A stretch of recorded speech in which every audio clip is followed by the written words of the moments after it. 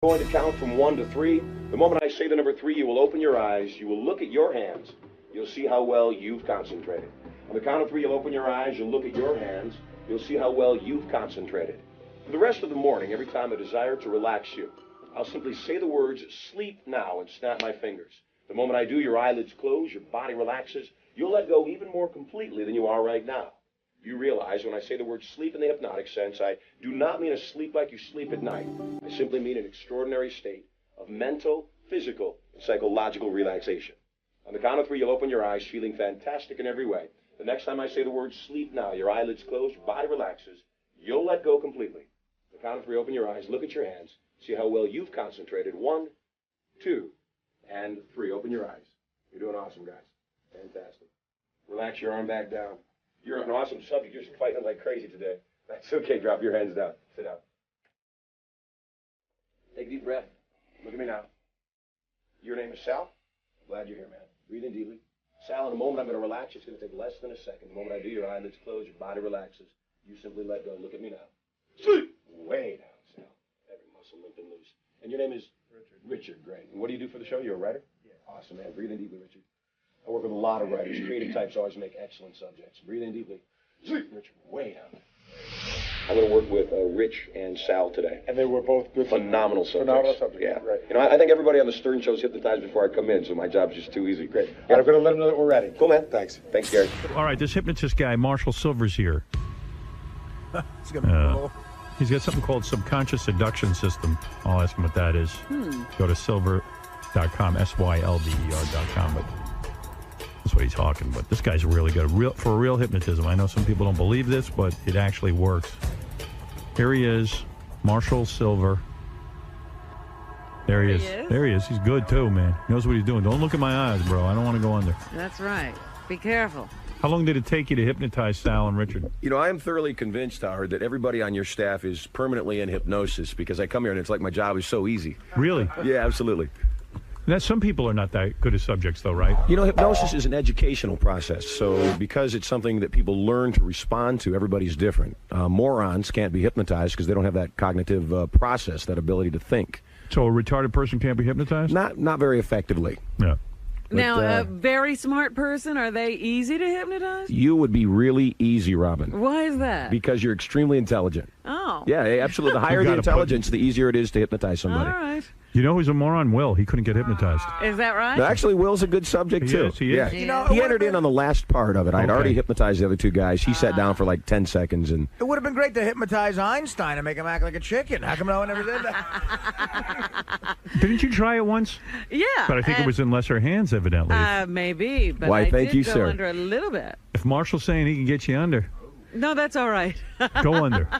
no, Robin, I'd love to do you. Not today. Let Marshall do you. I want to be here for Sal. All right, next time. Hey, okay, here's what we're gonna do. You're gonna bring in Sal and Richard. I'm not that interested in Richard, but we could screw around with him too. But Well, we can make Richard think. Well, we have an agenda, right? yeah, we have an agenda. I got it. So all right, we'll bring those guys in. We want to find out what Sal like. If Can he help Yeah, Richard? it's Help kind of Richard to strange, like so I want to women. find out, too. Okay, good. I just want you to say, hey, you spent the night last night at Howard's house. You know what I was And then thinking? he We can could tell us put him all in about trance and project him forward like he's there. Oh, good. Okay. Let him live it. I just would like to know what he thinks happened. Do it in the past tense. Okay, you All got right, it. yeah. Here comes Sal and Richard, who, of course, are two new employees of the show, new members of the staff. How you doing, Sal? Now, How you do they doing, need Richard? headphones? Feeling good, Howard. Hey, Richard. Hey, Howard. Hey, Sal. Hey, Howard. Do these guys need headphones, or is it better if they don't wear them? You know, as long as I'm through the microphone, they'll be fine. I'll keep them adjusted. Oh, yeah? Yeah. Okay. All right. What are you doing over there, Richard? Oh, this thing's falling apart. There we go. All right. Jesus, Gary. Thank God you're moving, huh? Everything's kidding. falling apart. Yeah, it's time to go. All right, let's try some stuff out with these guys. You got it. All right. Gentlemen, in a moment, I'm going to hypnotize you. It's going to take less than a second. Take a long, deep breath. Sal, just put your arm down there for me. Breathe in deeply. Sleep now. Way down, both of you. Deep. Wow, I love that. Now, if I talk, you sure the headphones? Yeah, they're fine. They're fine. They can hear me? No, they can hear you, except they're just in a relaxed state. All right, so the first thing we need to do is tell Sal that he's just spent the night at Howard Stern's house. You got it. and we want to hear all about the night and why was it special. Okay. Sal, in a moment, I'm going to count backwards from 3 to 1. The moment I say the number 1, your eyelids will remain closed. Your eyelids remain closed, though, but we've projected about a week into the future, and you've had the most perfect night at Howard's house. You spent the night, you cooked burgers, you hung out, and it was just incredible.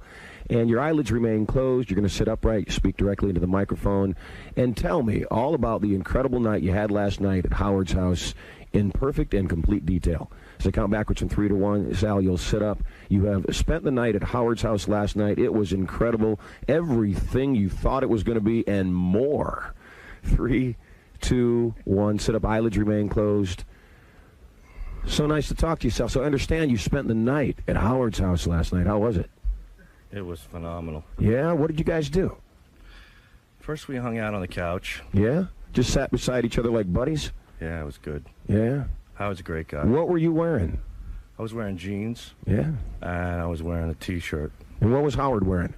Howard was wearing white sweatpants, and he was wearing like a wife beater. He had on like an Adidas sweat jacket, but he took it off. He took it off. Why? Just to get comfortable, or? I guess so. I didn't ask And him. what Awesome. were they doing on the... What were you guys doing? We were just hanging out on the couch, and we were going through DVDs. Yeah? Did his arms look nice? Did Howard's arms look good? His tattoo is awesome. It was like, I wanted to ask him, I wanted to ask him if he was going to get another one on his other arm, because the one on his other, on the arm with the dragon was really cool. And I never got to ask him that question.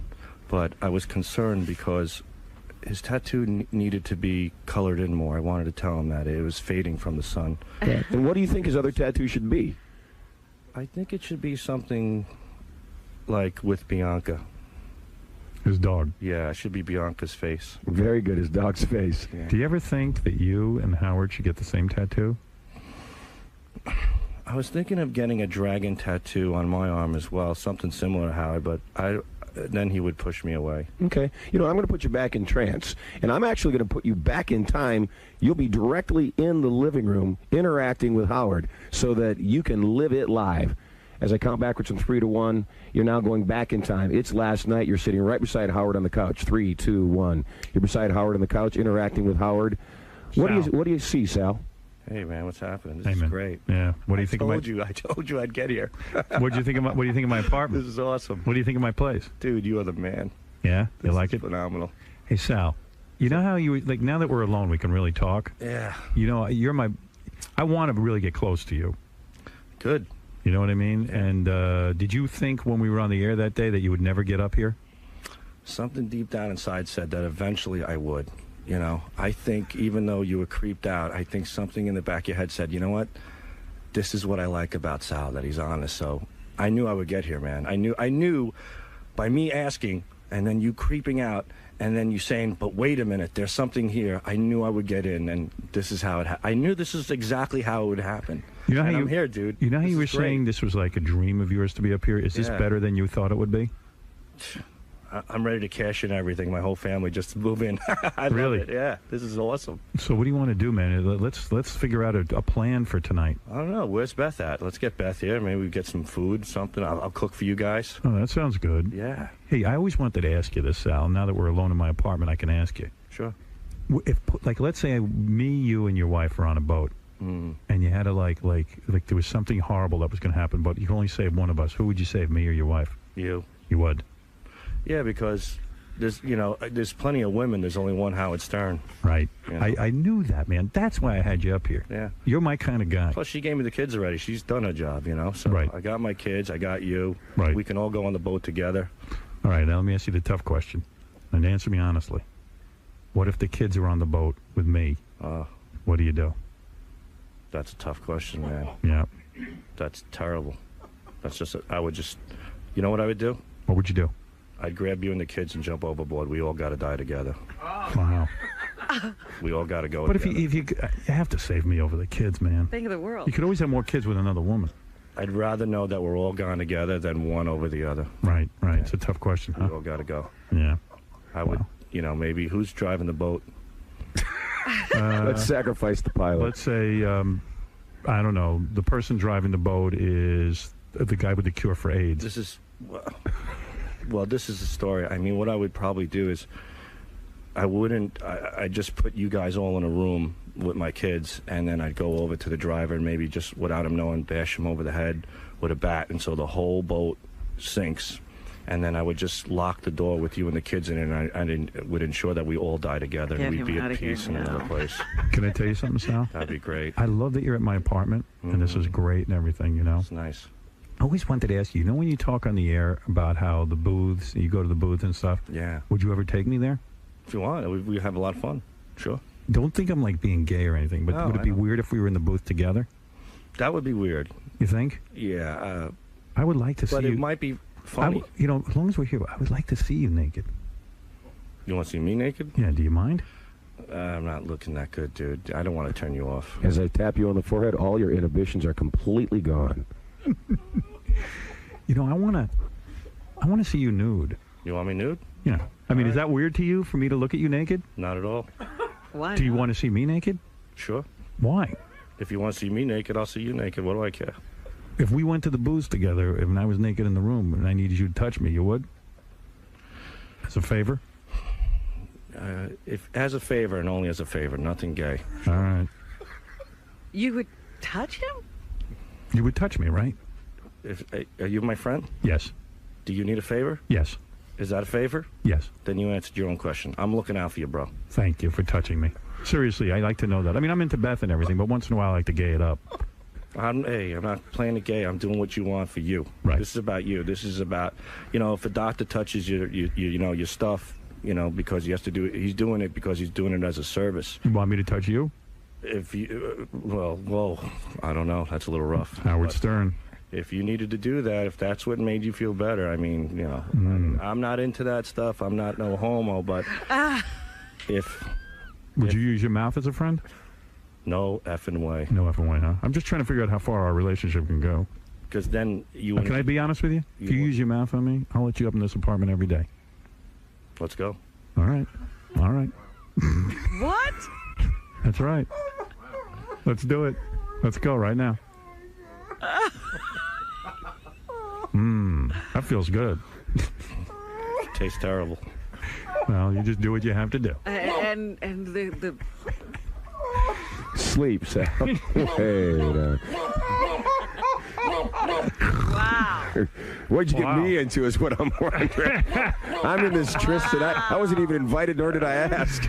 Wow. What the hell just But you know happened? what? Did you see his rapid eye movement? Yes. I mean, could you see him? He's a great subject. But I'll tell you. Yeah, I'll say. Howard, did you, Doug pointed out to me, did you notice him touching himself during that whole thing? No. He was just lightly rubbing himself. It was really weird. Oh my goodness. I think you guys are a little entranced. No. Wait, so Believe me. let's just get this straight. Sal just... He said agreed. to give oral. No? Yeah. You know what he agreed to? He actually, that was a beautiful thing that he did. He said, look, I'm your friend. I would do anything for you. I'm not gay. That's what he said. Right. And that was the honest truth. And then he gave you oral. Hey, wait, somebody's snoring. Listen. He's a great subject. He really is. Wow. Yeah. I've got to admit, that's a lot of devotion from an employee. I think it borders on. Here, let me talk to him some more. I want to ask him who he doesn't like on But the you know show. What state do you want to be in? This state is far away. Probably in Alabama. No, but keep him at your apartment, and that way you're just All talking right, about the okay. people on the show. Put him back in the apartment. Okay. I'll ask him about people on the show. Sal, in a moment, I'm going to count backwards from 3 to 1. You're once again in Howard's apartment. Just the two of you chatting, having an honest conversation. In fact, you have an overwhelming desire, just as you have been, to be completely and totally honest. As I count from 3 to 1, you're in the apartment. 1, 3, 2, 1. Be there now. Hey, Sal. Hey. You know what's good about being in the apartment? We could talk about anybody we want on the show. Yeah. You know what I'm saying? Be crazy. Yeah. Anybody you don't like on the show? Fred. Fred. Me too. I like Fred. He don't like me. You like Fred. Yeah. No, he doesn't like you. I look up at Fred like I look up as a second Howard Stern. Really? Yeah. Well, I don't like that. I don't think Fred's anything like Howard Make him Stern. give oral to Fred. You know? Fred is like, Why do you think Fred doesn't like you? What is it about you? he thinks I'm Stuttering John and he hates Stuttering John. Right. So he must hate me. Mm-hmm. Anybody else you getting a strange vibe from? Nobody likes me. You think Robin doesn't like you? I think Robin likes me to a certain extent, but I think I creep her out, so she has a polite smile. Right. Just to keep her distance. Do you think Artie likes you? I think Artie he's such a big-hearted guy that I think he likes me, and yeah, I think he's all right. Artie's a good guy. You think Benji belongs on the show? No. He doesn't, right? Not at all. Yeah. Why, he lacks talent? I think Benji should be working inside, maybe taking notes and stuff. You know? Right. Maybe you should move into the studio. That's what I've been trying to tell you, dude. Now that we're alone, that's what I'm trying to get at. Yeah, I mean, I'll never tell Benji what you're saying, so don't worry. I don't care if you tell him, because you're the man. You lay it down, Right. What about Gary? You think Gary's blocking you? What about Gary? I think Gary's incredible. You like him? I love Gary. Gary's your man. Gary is everything every man should be. Really? Yeah, but... I thought I was every man I should. Well, no, you are a man, but Gary's like every man as far as a man in his position should be. Sometimes I think you think I'm God. You could be. Yeah. But... If I told you I was God, but I swear if you tell anyone, I am going to freak out on you. I'm God. I know. I came to this earth, but I'm doing it as a radio host, only to disguise myself. Sal, don't tell anyone I'm God. Oh. When did you realize I was God? When I was 17. Yeah. I was going to school, and my father wanted me to work in the pizza shop. Right. And he told me college is no good, and we got into a fight, and he beat me up pretty bad. Yeah. And I got in the car, and you were on the air with Sam Kinison. Yes. And you were talking to him, and I was laughing, and I forgot about all my problems. And I imagined me sitting in this chair, and you talking to me saying that, it's not that bad. There's happiness out there. And from that moment forward, I kind of fantasized about being here and being in your company and relieving the stress I had at home. Yes. And it's been great, but... Now put me back in your mouth. Sleep, Sal. Wait.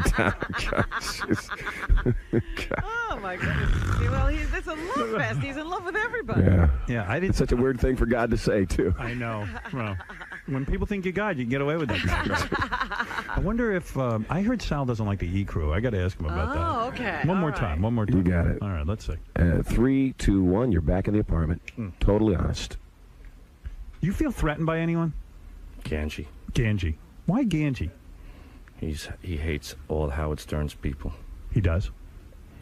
The E-Crew stands for excrement, E, because they want to be where we are. Right. And it's difficult. And I think there are so many good guys on E, but then, again, they always show their colors real quickly. They show their true selves. They wear their emotions on their sleeves, and they talk down to people, and they're always... they're always putting a lid on a lot of good ideas, except for when it's theirs. But I should watch out for them? It's mainly Ganji. And Richie Wilson's so talented, and he comes up with great ideas, but sometimes I think that he wants to kill me because he's scary a little bit. Right. And Doug Goodstein is a nice guy, but he's a little weaselly. He could be really nice, but he's the type of guy that, he might kick you when you bend over to pick up your teeth, All right. And Scott DePace too. Scott DePace is a great guy. Right. I like anybody who's like really out there like him, but he scares me playing video games with kids and cursing them out. Right. That ain't right. That's not right. Brian Phelan's a man's man. Right. I don't know what the hell that meant, but I meant that in a good way. Right. No, I know what you mean. He is a man's man. Isaac is very hard to read. He holds everything in. But Isaac also gives you the impression that he just doesn't like you. And I don't know if it's just me, but I try to make friends with everybody. Right. But a lot of times these guys just, I don't know. They do things to me, What about Scott the engineer? That's the guy I can't figure out. Scott the engineer is completely useless. And I don't mean that in a bad way. I mean, I don't want to hurt his feelings. And I'm not joking here. I know, we're talking. Right. But, I mean, here's a guy who just stares at his buttons and calls up to book that Vertical Blue, and he just doesn't get the hint that nobody wants that goddamn band. Right. And, I send Scott ideas, and I send him my bits to cut up, and he just looks at me and says, you're the new guy in town, you do it. And That's not a team player, and if you're not a team player, get the hell off the bus. You're done. I hope he doesn't come to Satellite. You and Dan, the song parody man, getting along? Dan's a good guy, but, you know, if Aurora Snow and Kiefer Sutherland were never born, he wouldn't have a job right now. I mean, how many Hey, careful with your teeth, will you? How many cut and paste songs can you do, for crying out loud? Move on. Move on. But I love Dan. He's extremely talented. All right. Thank you. And nobody's as talented as you, but I want you to talk to Fred for me, Howard. I will talk to him for you. I love him. And you like Richard Christie? I love Richard Christie. All right. That's what I wanted to know. Is he better than you? No effing way. No effing way. No, it's not a question of better. I mean, it's just a collaboration of what Push comes to shove, who's the bigger talent? Because I got to just keep one of you. Me, of course. Okay. You're crazy. That's a give me. But rank the talent of the crew. Who's the most talented on the crew? After you? Yeah. Fred Norris. After Fred? Artie Lang. After Artie? Me. After you? Richard Christie. After Richard? Jesus. Richie Wilson. All right. Wait, Robin's down there low, huh? Well, you said talent. Talent. She has no talent. She just yaps and laughs annoyingly. And she's more concerned about a TV show. Right. That's why she has those glasses on now. She's trying to work a new image in. Right. And come on, let's face it. Look what happened to Chevy Chase. Cut it out, Robin. All right. Go where the king is. Right. Follow the leader. Know where your bread is buttered, Robin. Is she forgetting? She's forgotten already, pal. Right. It's over. All right. Thank you. That's what I needed to know. Robin, I have... remember what Kathy Lee Gifford did? Look at her now. Right. Thank you, Sal. You want Kelly Ripa to sit in your chair, Robin? It can get better. Be careful. I only say that because I love you. Sal, if I need you to kill someone for me, can you do it? Who? I'm not going to tell you yet who. But if I needed that, would you get it done? Yeah. All right. Thank you. Thank you. Thank you. Thanks. All right. Sleep. Wait. You know what? I want to hear what. Put Richard now in his apartment alone on a Friday night, and let me talk to him about what he does on his computer, and I want to hear him. I want to hear what he sounds like when he's at the moment of passion. How do we have 30 seconds? Yeah. Okay. Yeah. Go ahead. It won't take long. In a moment, I'm going to count from 3 to 1. Richard, the moment I say the number 1, you'll sit up in your seat. You are at home, alone in your apartment, and it's a Friday night. You can hear Howard's voice as if it were your own conscience speaking to you. As I count from 3 to 1, you'll sit up in your chair. Your eyelids remain closed. You'll speak directly into the microphone. You are home. It's a Friday night. 3, 2, 1. Sit up, Richard. Hey, Richard. He's drooling a little bit there. What are you doing? Hey, what's up, Howard? You on the computer? Yeah. Who are you looking at? Crystal Steele? No, Crystal Klein. Crystal Klein? Yeah, I just subscribed to her website. I'm going to say, it looks like you're just about done. Let's hear what that sounds like. But I don't want to finish yet, though. I have some their video too. Go ahead, man. Let it rip. Finish? Yeah, go ahead. I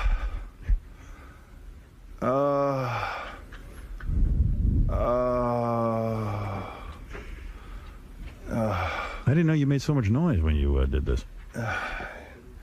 Yeah. What, are you naked? Yeah, I have my socks on, and I have a piece of paper towel under my leg. Wait a second. It looks like gay porn to me you're watching. It's funny, though. I just watch that to laugh. Oh. No. Well, 3, 2, 1. Sleep way down. hey, can you know what? Can you tell him he's the biggest stud on the planet? Yeah. And tell him to pick up Robin. Yeah, I think that'd be more fun. Yeah, because he never. Yeah, that'd be more fun. Oh, I think that was pretty I'm fun. getting kind of uncomfortable here that myself. Fun. I was like listening to that. And I'm sitting here going, "Holy cow!" You don't know who you put under. I had no idea. First, let me check his devotion to me. I want to see if I put his parents in the boat, and would he save my life or his parents? Okay. And then I think it'd be a great thing to give him the confidence to be able to approach a beautiful woman. Let's do both of those. You got it. As I count from 3 to 1, Rich, you are unable to tell a lie. You are completely compelled to tell the truth, no matter what comes out of your mouth. Complete and utter honesty, no matter what Howard asks you. On the count of 1, Sit up, eyelids closed. 3, 2, 1. Richard. Yeah. Hey, you know, as long as I'm asking you this, what do you think if we were on a boat, me, you, and your parents, and the boat, you know, like you had to save someone's life? Would you save my life or your parents' life? I would give up my own life for you and my parents, Howard. You would? I would go down with the ship, and I would make sure that you guys were all saved. Yeah, but what if you had to either save your parents or me? Oh. Wow. That's hard, Howard. I know, this is not easy. You've only got a second. Decide now. You, Howard. Thank you. I'm sorry, my parents have had a good life. Right. They've lived long enough. Yeah, they're happy. They love the water, too, because they... That's true. Sleep way down, Rich. Sleep. They love the water because they fish all the time. So why not? Howard, you have got some mean hypnosis going on here with your staff, man. Hey, I'll tell you what. These two guys, they're with me for life. No kidding. Goodness. Getting rid of their parents, their Man, wives. I love you and all, but frankly, you're gone in a heartbeat. But you got to ask him about who's more talented between him and Sal. Okay, let's talk to Richard again, to be honest. See if he'll give you oral. Hey, that's true, too. Go ahead, let's get him back. As I count backwards in 3 to 1, Rich, sit back in your chair once again. Complete and total honesty coming out of your mouth. 3, 2, 1. Sit up now.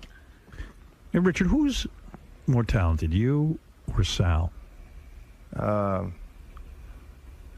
I have to admit, I'm in awe of Sal. He's really talented. He's a great stand-up comedian, so I really look up to him. So you feel Sal is more talented? Yeah. Well, I could never. I don't feel good about myself, so I can never say that I'm more talented than anybody. I respect that. I respect that. Yeah. Sal's awesome. He's the best. Is he more talented than Fred? No. No? No. Fred, I've looked up to Fred for most all my life. He's amazing, and he's made me laugh. He's brought me to tears every day for the last 15 years. Who are all these maniacs that look up to Fred? I know. I'm firing Fred. Who knew? Shut up. He's on a roll. I look up to him, too. Benji's no good, though, right? I love Benji. Benji. Oh, now he's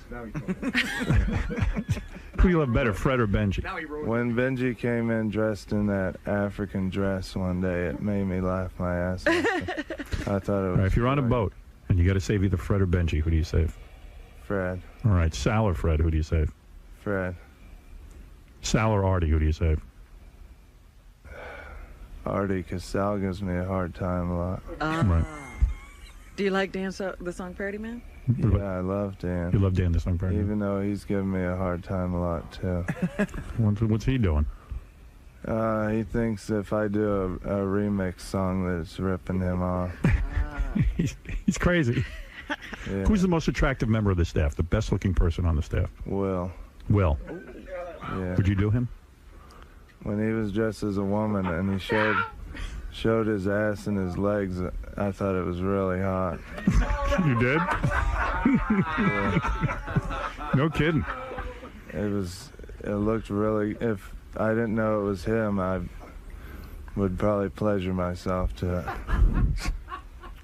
Because it looked really good on the E! Show. Right. I didn't see hair or anything, and it had a nice shape on his ass, and his legs were. His legs. Make him stop. Sleep way down, Rich.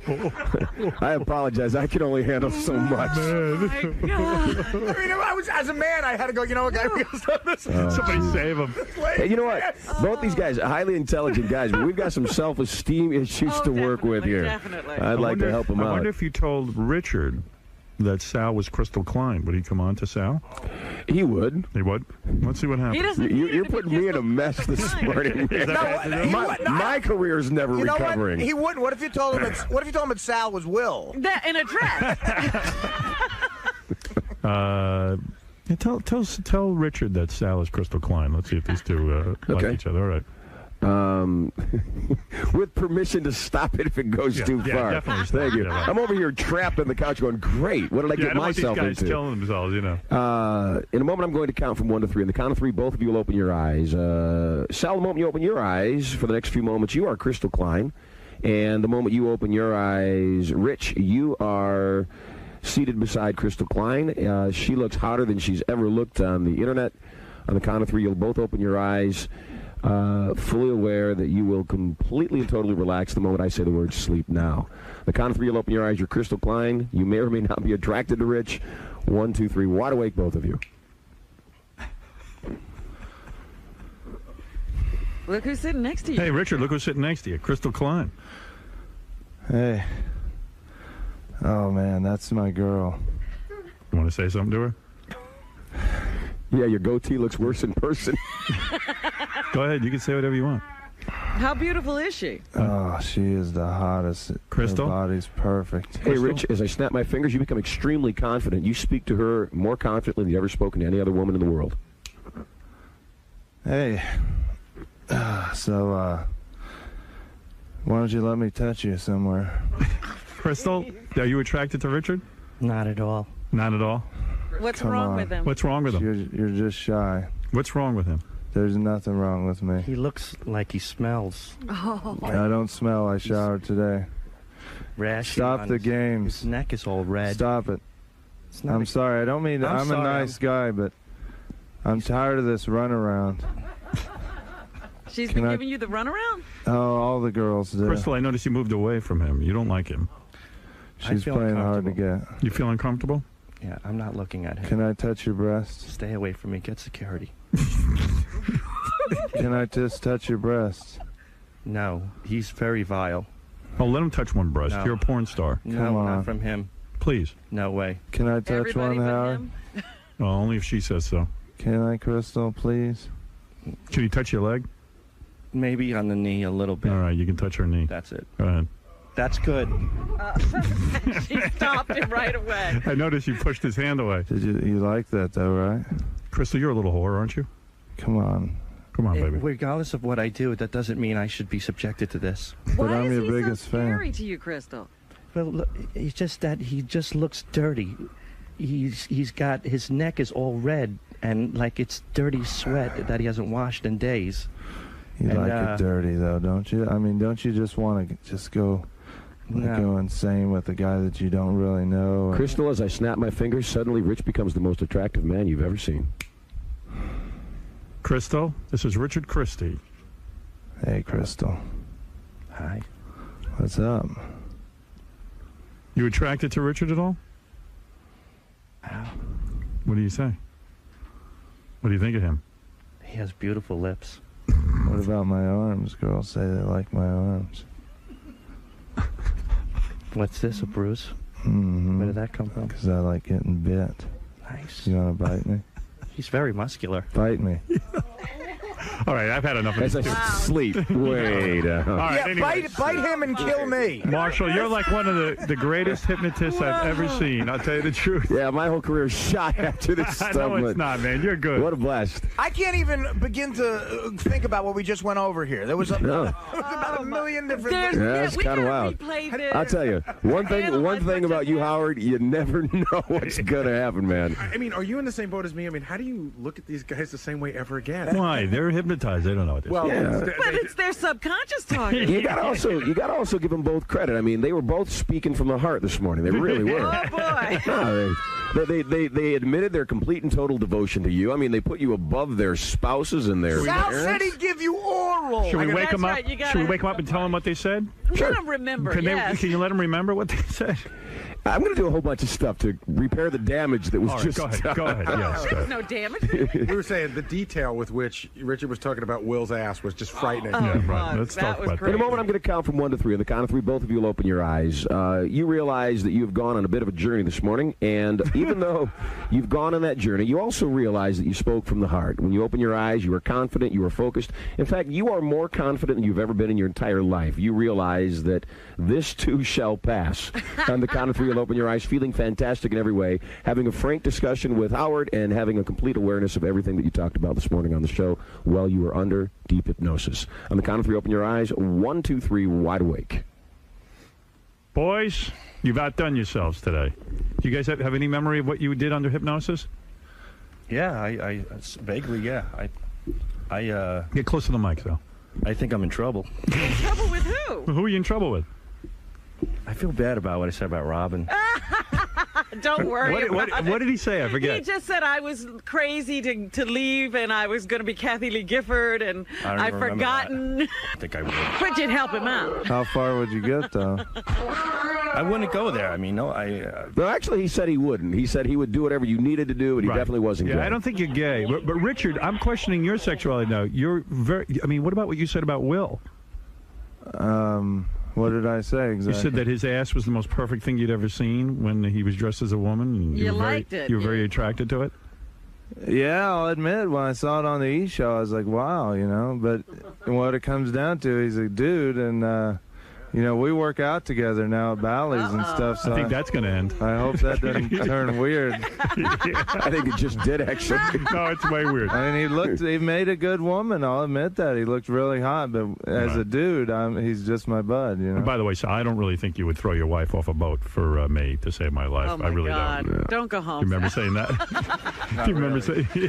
I remember us being no, I would never do that. I know you wouldn't. You're going to say you remembered being in the apartment. Do you remember being? I remember seeing a big screen television in front of us. We were on a cream couch and we were laughing and stuff. That's all I remember. Yeah. I don't think something going on with, like, Beth wasn't there. Right. That's all I remember. Yeah. Yeah. You said you love Fred. I love Fred. I do love Yeah. Fred. Yeah. Mm-hmm. I think he's great. You don't like Benji, though. I like Benji, you know.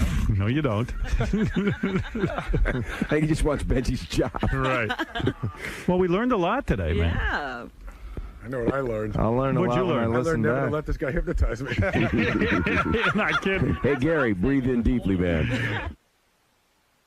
Would you want to put him back in trance? I don't know. I mean, I think I'm shot. I think you shot. Yeah, I was gonna have Sal think Robin was a booth girl. Oh, that's right. But we never got to that. Maybe next time. You don't need to hypnotize me for that.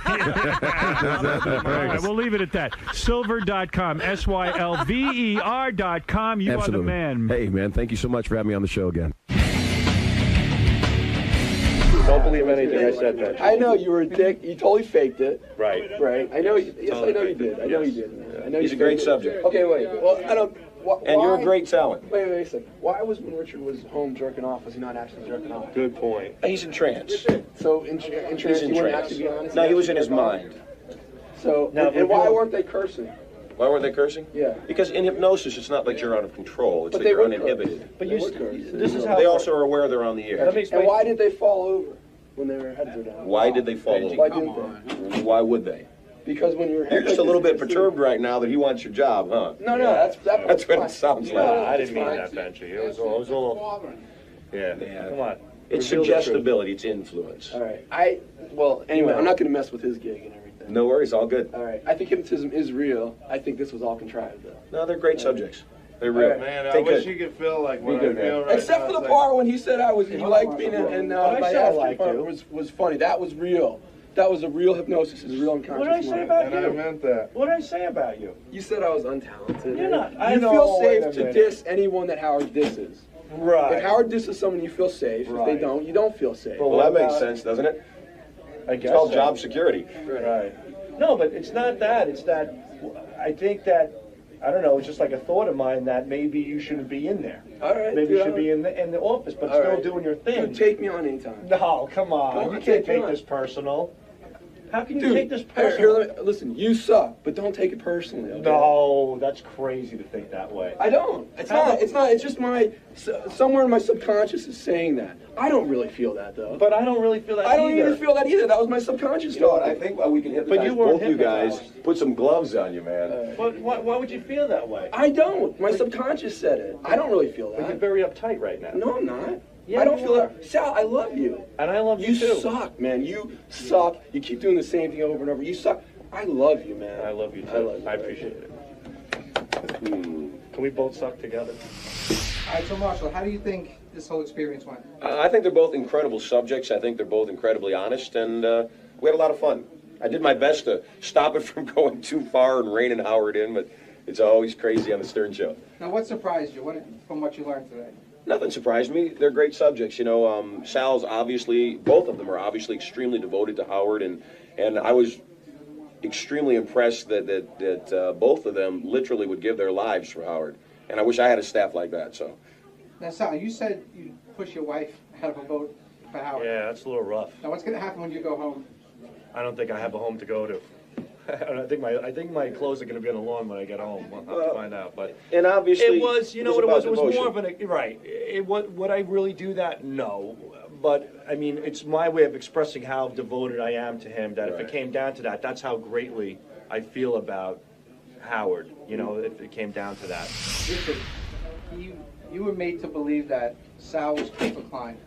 Do you remember that at all? Yeah, well, I remember, like, it seemed like the time that she was really in here, and I was, like, sitting next to her and But looking she was kind of over at her. repulsed by you at first. Well, most girls are, but usually after I talk to a girl for a little while... Oh, man. I've got some work to do with you, brother. But see, I want to help you. It's the personality that kind of reels them in, because all the women that I've hooked up with are ones that I talked to for a while, and they thought I was funny, and it The ones seems that like... got to know the real you. Yeah, and got past these looks. Now, do you think it's weird that you don't know how to grade ass?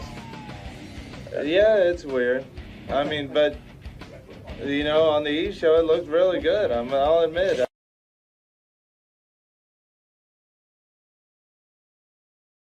Yeah, what's up, brother? What are you doing here today? When I'm here to do something in this, the way I am. That's what I'm doing. Are you training for something? You're kind of dressed up like a boxer. Yeah. What you think I'll dress up for? You're in training. Sure. What'd you think of that? It's good. Master General has stopped by. Cool. I don't know what we owe the honor of his visit, but he's here. You know who my man is. He's the best. Yeah, I'm coming. Yeah, I'm coming. No, I grabbed this. Alright, we better go, buddy. Come on, he's waiting for you. Yeah? He's big and he's strong. I don't care if I have a cigarette. And he knows he's better. Yeah. He knows what he gets. He knows what he knows. And he knows what he has. And he knows what he gets. It gets better. There he is. That's my man Beetlejuice, dressed up as a professional boxer. I think that has something to do with what he's plugging. This guy's better than Kanye West, in my opinion. He wasn't nominated for a Grammy. I can't understand. This is Beetle is as bad as can. He knows he's the best. I feel like that disc jockey in the Munsters when he's listening to Herman. He goes, "These kids are into crazy things. I think there's something here." How are you, Beat? Great song, by the way. Thank you. When did you record that? Oh, I caught that a long time ago. What's your favorite word? Well, my favorite word is good. And your least favorite word? It's just answer. Mm-hmm. Answer? Answer. Interesting. The answer is answer. Right. Well, I got to say that song is one of my favorites. I play it all the time, and I thank you for recording it. Thank you. Yeah, and you enjoyed recording. Oh, don't worry. I have another recording coming in soon later. You know, Beat, as a matter of fact, Sal, the stockbroker, was telling me he's gotten to work with you now a couple of times. Yeah, he's working with me right now. Yeah, and I didn't know that. He says he's been traveling around with you. He's telling me different stories, wild stories. You really have fun on the road when you do these various appearances. Oh, yes. Yes, you love it. Now, when he goes on this is my boy right here. He's going to tell you all the comment I made up. Sal, tell me what's been going on. You've just... Sal's going to make everything up. He knows where everything I do. I'm now a babysitter for black retards. That's right. That's right. What a thing to say. He's go my ahead. man. Beats my man. All right. So we were at the hotel, and we noticed this German family swimming in the pool inside the hotel. Oh, yeah, butt naked. You were butt naked? Oh, not me. Them. They was. What happened? They had two little girls in the jacuzzi, and they were in the big pool. So I said, hey, Beat, let's go swimming in the jacuzzi. Right. You know what? I swim in my shorts. Yeah. Beat. He wears shorts, but they're like pants on him. Sal takes Beat into this pool with these two little German kids who are most adorable kids, and they see Beat coming. The parents come over, and they grab those kids. They grab and run? Yeah, right. They grab the kids out of the pool. Oh, yeah. Why is that? Why? I don't know. They got nervous. It was the funniest thing because the girls didn't know. They didn't know what to make of it. They didn't know if he was a kid. They didn't know if he was, and they just froze. Kids love you, though. Well, they just froze. They froze. Do you sometimes scare kids? A little bit. Yeah. Is it the fact that you're a star? Probably, yeah. Yeah, you're a big star. Sal, so what other things have happened on the road? So he was in the hotel with another guy, another comedian, Brad Thacker, great comedian, by the way, and Beetle was shaving. And he was getting all angry. He's like, God damn, how come there's no hair over here? What's going on? And it happened to be that the plastic cap was over the razor blade. Is that right, Pete? Yeah, I took it off anyway, though. Right, and you got a good does shave. he put shaving cream on and he's scraping? No. No? I shave, though. You shave without shaving cream? Yeah. Why is that? Doesn't that hurt? Nah. Nah, you don't care. Nah. Do you cut yourself? Sometimes. Sometimes, yes. It don't matter, but it's still good. Yeah. So Beat sells these calendars. Yeah. And he sells them for $10 a piece. So I'm like, Beat, Right. can I help you sell them? He's like, no, man, I got it. I So took care of it. I step into the hallway. A guy's giving Beat a 5, and Beat is giving him $20 in change. I said, yeah, I kept the 5, but I kept the 20, though. Yeah. Hey, what do your tattoos say? I never realized how many tattoos you had. Well, I had like the bitty bug, The beetle bug, yes. and I had my wife named Michelle Rooney. Michelle Rooney. Right. Right. I thought that was Sean's wife. That's my wife right now. Oh, I see. Because his manager's name just happens to be Michelle Rooney, Yeah, too. I'm in love with her. That's why. You are. Yeah, and you're marrying her? She's your wife. That's right. I'm gonna marry her. And what does the other one say? The other one on your arm? My arm is a pimp. Pimp. Pimp. Yeah. Now, Well, who's that? The one I got on my back is a pussy. Oh, geez. Does it? Yes. The one on your back? Let me see the one on your back. I never saw it. It says pussy? Yeah. Let me see. Turn around. I got to see that. Oh, yeah. I see something on your shoulder there. Not on my shoulder, but it's Where is it, Beetle? It's on your shoulder, Beat. not on my shoulder. Oh, In the oh, middle I of see. your back. Oh, you got a big giant Cross. cross. It says Mom. It doesn't say pussy. It's the top that say pussy. The letters. No, it says M-O-M. Yeah. Mom. Mom. That's Mom. Someone ripped you off. Mom means pussy. That's Oh, jeez. Mom means pussy. That's Yeah. where it came from, Beat. Yeah, that's when I'm from, like, Right. Hey, I just noticed when you take your shirt off, you know who you look like? Usher. You ever see Usher? Yeah. You got a six-pack. Yeah. Yeah, you I gotta start do. singing that song. Yeah, yeah. I do have a 6-pack. Yeah, you look good. You've been working out. Yeah, I still works out. Yeah. Well, Beat, I know you're in here to any other stories from the road? Yeah, well, Beetle has unfortunately some bowel problems. Oh, dear. And, Uh-oh. yeah, I thought Levy was acting it up. We're on the way to the comedy club, and all of a sudden something just hit us in the car. I swear, I had a pack of Skittles in my pocket. Hell yeah, somebody must have ate them. No, I shoved them up my nostrils. Really? Everybody has I that even stuck accident. weed up my fucking nose. Oh, don't say that. You don't want to say the F word. You don't want to say the F word. Dude, this wasn't an accident. It was a catastrophe. And then I Levy... snorted all the way up. You didn't even know it's gone. Wow. So that wasn't just breaking wind, is what you're saying. It was... Forget about it. Levy Well, locks the everybody has windows. an accident. Everyone can have an accident, right, Thank Beat? God it is. Beat, everyone can have an accident. I have them. Really? Oh, yeah. some people had accident, but forget it. So what do you do about it, though? Know about it. Let me tell you. High pitch, he's the worst. High pitch. He was blaming High Pitch. High Pitch wasn't even in the car. No. High pitch was with us before. You're supposed to usually point to somebody who's there. He's like, Yeah, that but fat High High Pitch Pitch stinking up the car. But High High pitch sticked up the... Beat, no F word. No F word. We're on the radio. That's right. Well, I was dying, but I saw about that, but I You were was dying. I was hallucinating. He was hallucinating. Look at me. I was coughing like a yo-yo. Right. All right. Hey, anyway, so Beat, you have an exciting new project you want to tell everyone about. Who will you be boxing in Delaware? Well, it's on the confirmation. You don't want to know about that. Sal, do you know anything about this? I have no idea. You don't want to Beetle. know. I think Beetle told me, but he gives me a different name every time I ask him, so I have no clue. Right. Do you really know the name of your competitor? Nah. You do not.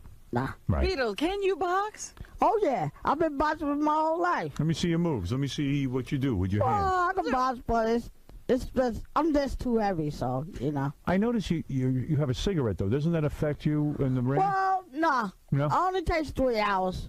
Right. Well, Beetle, get up and show me some shadow boxing. Shadow boxing? Yeah. Nah. If I would have showed you shadow boxing, you wouldn't know it. Well, Beetle is into a whole new thing. He's boxing. Who is your influence? Ali, Frazier, Tyson, Lennox No, Lewis? Frazier is my manager, so he's my boxer. So he's my manager right now. He just helps me train, you know. So let me understand this. Can I ask Beetle just a question? This Howard? is in Newcastle, Delaware. Yes. You gonna fight on Friday night? Yeah. Because last time you quit in the middle of the bout. Me? Never stopped. No, he went to his corner. He really No, didn't. I went to my corner, but He said he couldn't take it anymore. I could take it.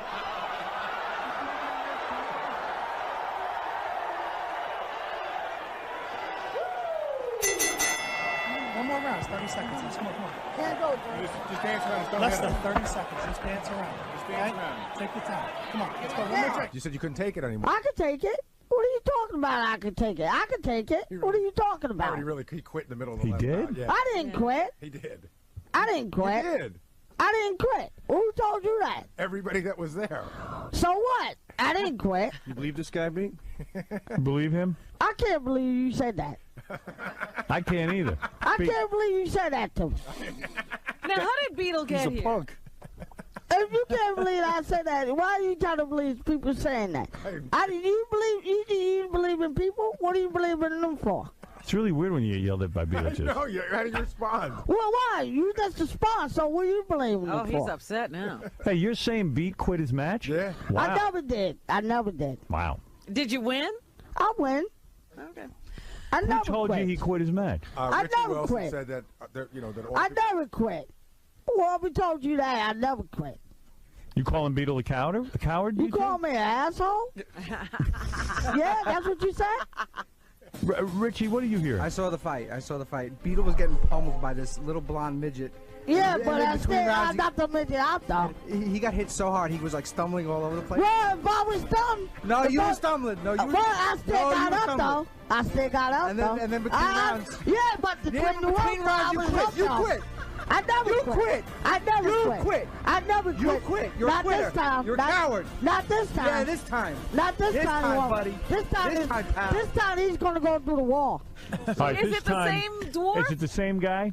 This is the same guy, but he don't look at me. He be looking out the wall. He got hit so hard, he stumbled, and in between He rounds, he looks stumbled, up. but he hit the wall, though. He looks up. He goes, "I quit. I can't take it no more." And they stop. He hit the wall. Threw in He the hit the towel, wall. Beetle? Yeah. Well, Beetle, I never quit. What are you talking Quit. You're a about? quitter.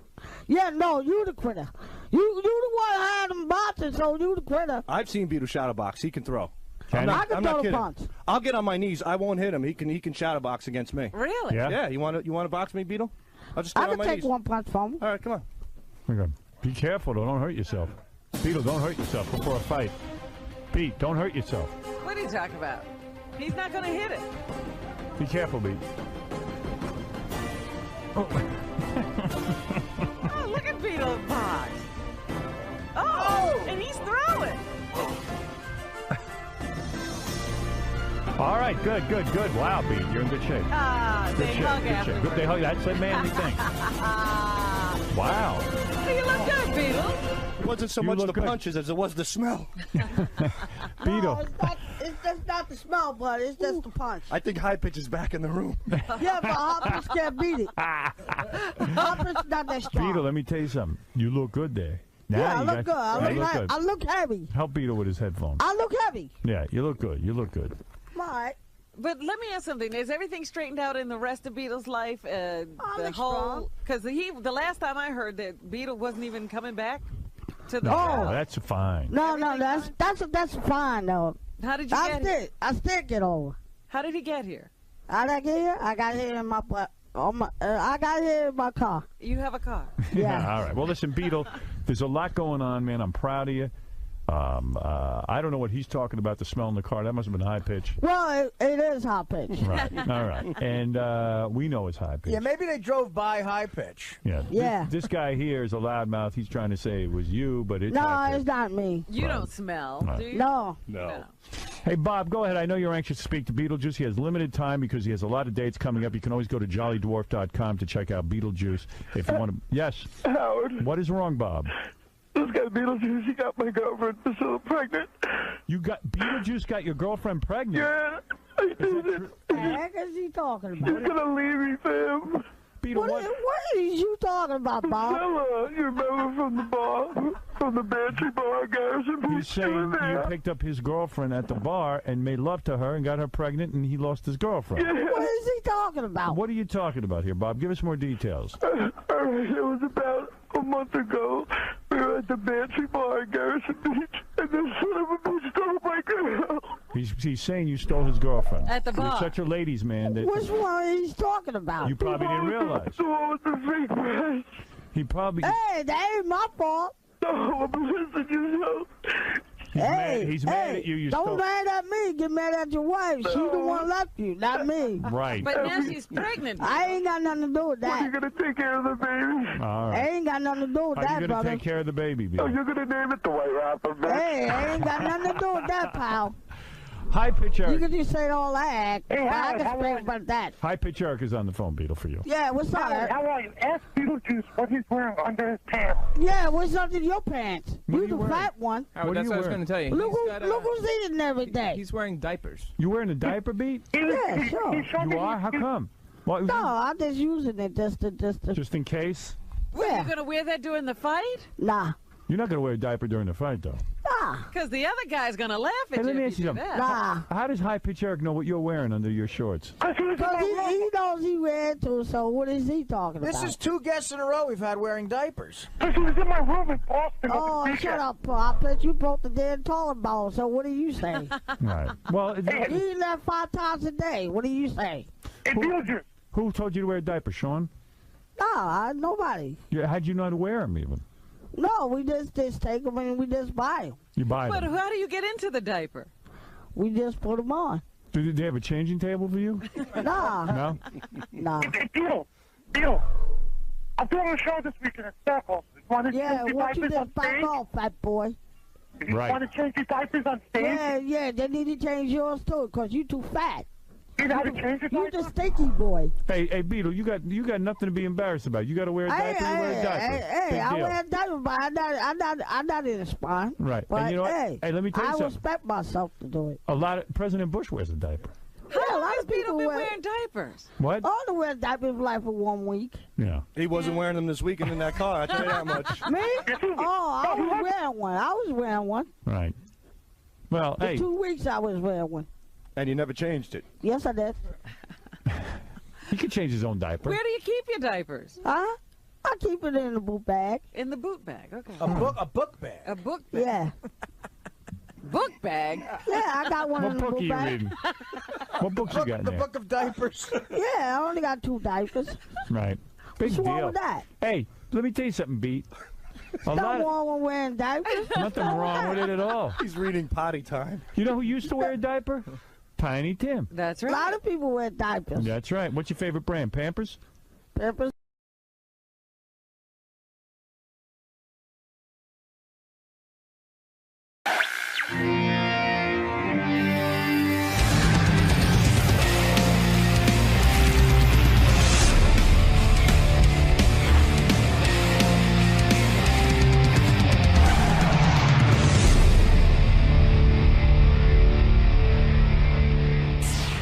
Good morning, Cindy. Morning, darling. Welcome back. Thank you.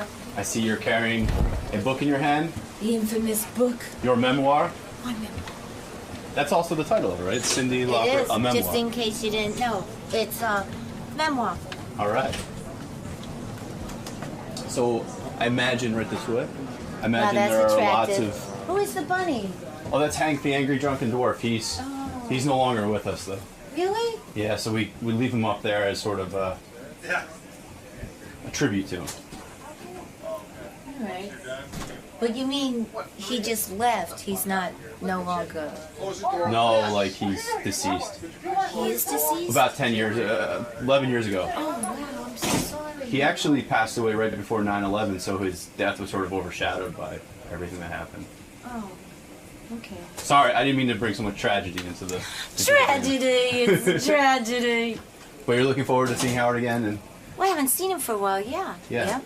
My husband said to say hello, because they used to run together. Oh, okay. And share some stories from your memoir. My memoir.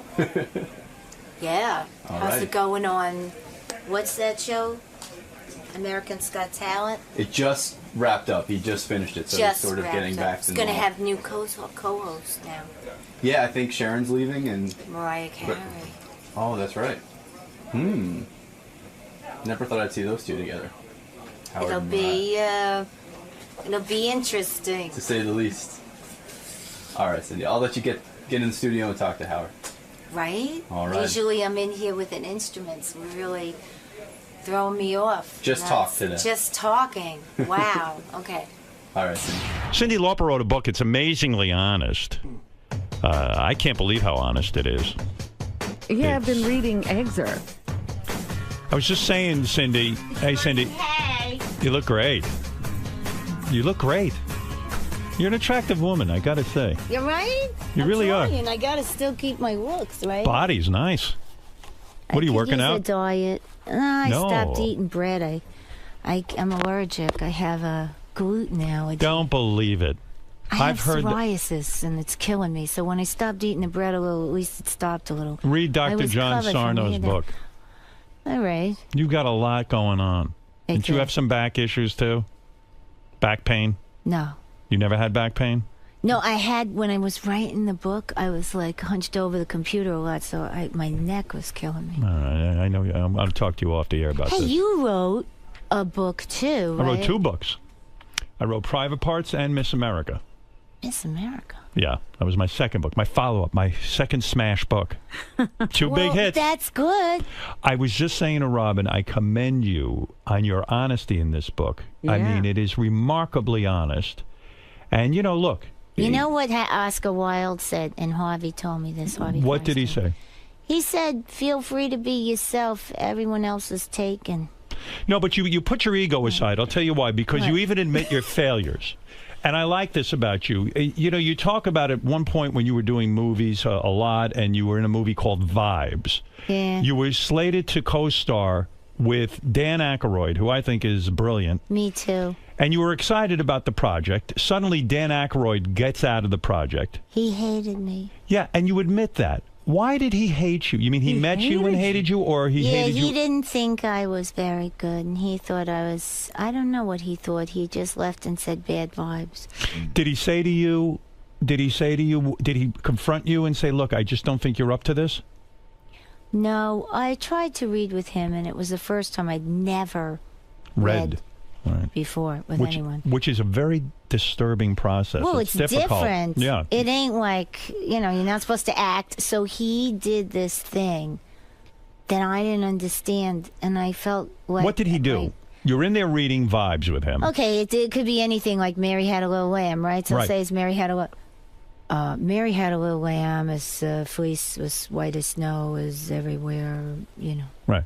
Blowing it off. Because I didn't realize, but that is a process. I just thought he hated me. I was like, okay, I guess I have to just keep reading. I went and did a screen test first, with Ron Howard to make sure I didn't look like a complete idiot. I said, if I look like an idiot, I don't think I'm up for this. Right. And then I did it, and he said, oh, it's great, you have something. When Ron Howard says that to you, you believe him. If Ron Howard says to you, I'm going to put money into a film, millions of dollars, and you've got it, that you believe that, of course, but yet you didn't believe in yourself. And when you met Aykroyd, I feel like you kind of lost confidence. Well, I was a little heartbroken that he, Then I stayed on the project, and I felt like the bad egg. And they brought in Jeff Goldblum. Yeah, and they brought Peter Falk in because I begged them to bring Peter Falk in. I even had Great my actor. hair, but more than that, the rhythm of his speech is like mine. And so I thought that would look great. And originally I was going to have pink hair, but I fell asleep with the bleach on because I was really tired, and I woke up and it was really light. And I didn't put any more tone or anything on it because I figured, hey, all right, it's the wrong color, but hair is more important than none. So I went with it, and then with the two of them had black hair and my hair was light, I thought, well, it's very iconic, classic comedy, like Jean Like Harlow Lucy. had that. No, Lucy had The red. Yeah, she had red. Well, so all this thought goes into it, but bottom line is, you write in the book, and this is why I like the book, you're honest and you say you hated Jeff Goldblum. I didn't hate him. I had a problem. I thought he was having going through something, probably. He was odd. He was odd, but to the point where, look, honestly, no matter who you are, I know you got issues and problems. Everybody got them, but Sure. Don't stand next to me and make an old person really upset, or a kid, or a mother with a kid, because after that, you're dead. So in other words, you're alluding to he would yell at people on the set? No, he didn't yell. He would take a book and read the book like he was having a nervous breakdown, which I understand. That's a process. Okay. I get it. But you know what? Don't stand right next to me when they have me standing for the light and you got to go have a nervous breakdown. It's disconcerting to all the other actors. Well, yeah, and you can't. Rude. And what happened was the older guy kept forgetting his lines. So it was in the rotunda, probably right, letter like cease and desist. But hey, we're saying that I don't care. Right, take I know the you best don't. shot everybody else did. So I'm standing in the rotunda, and there's this older fellow, and he's supposed to be our boss, and Jeff is having the nervous breakdown routine next to us. So I Right. said to him, "Look, pal, not for nothing. I could notice here that this is you're doing your little method thing." I said, which is fine and good. But why don't you take a walk? Because I asked the guy right in front of me, I said, "Do you find this disconcerting?" And he said, "Yes." And I looked at him and I said, "Look, you do your thing, take a walk, and then come back. If you don't, I'm going to have to kill you, and it's not going to be a murder mystery because I'll kill you right here in front of everybody." So the whole thing went Well, completely. he always... Well, I thought that was funny, too, but he was always... and what are you going to do?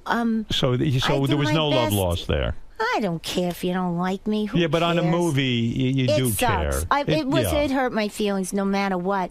I knew that if he knew what I was going to do, he'd do little crappy things to me all the time. So I was like, yeah, check this out, my friend. Though I walk through the valley, you ever see this T-shirt? Though I walk through the valley of death, I fear no evil, because I'm the meanest son of a bitch in the valley, okay? How do you like that? Because where I come from, we're really mean. I understand you better now because of this book.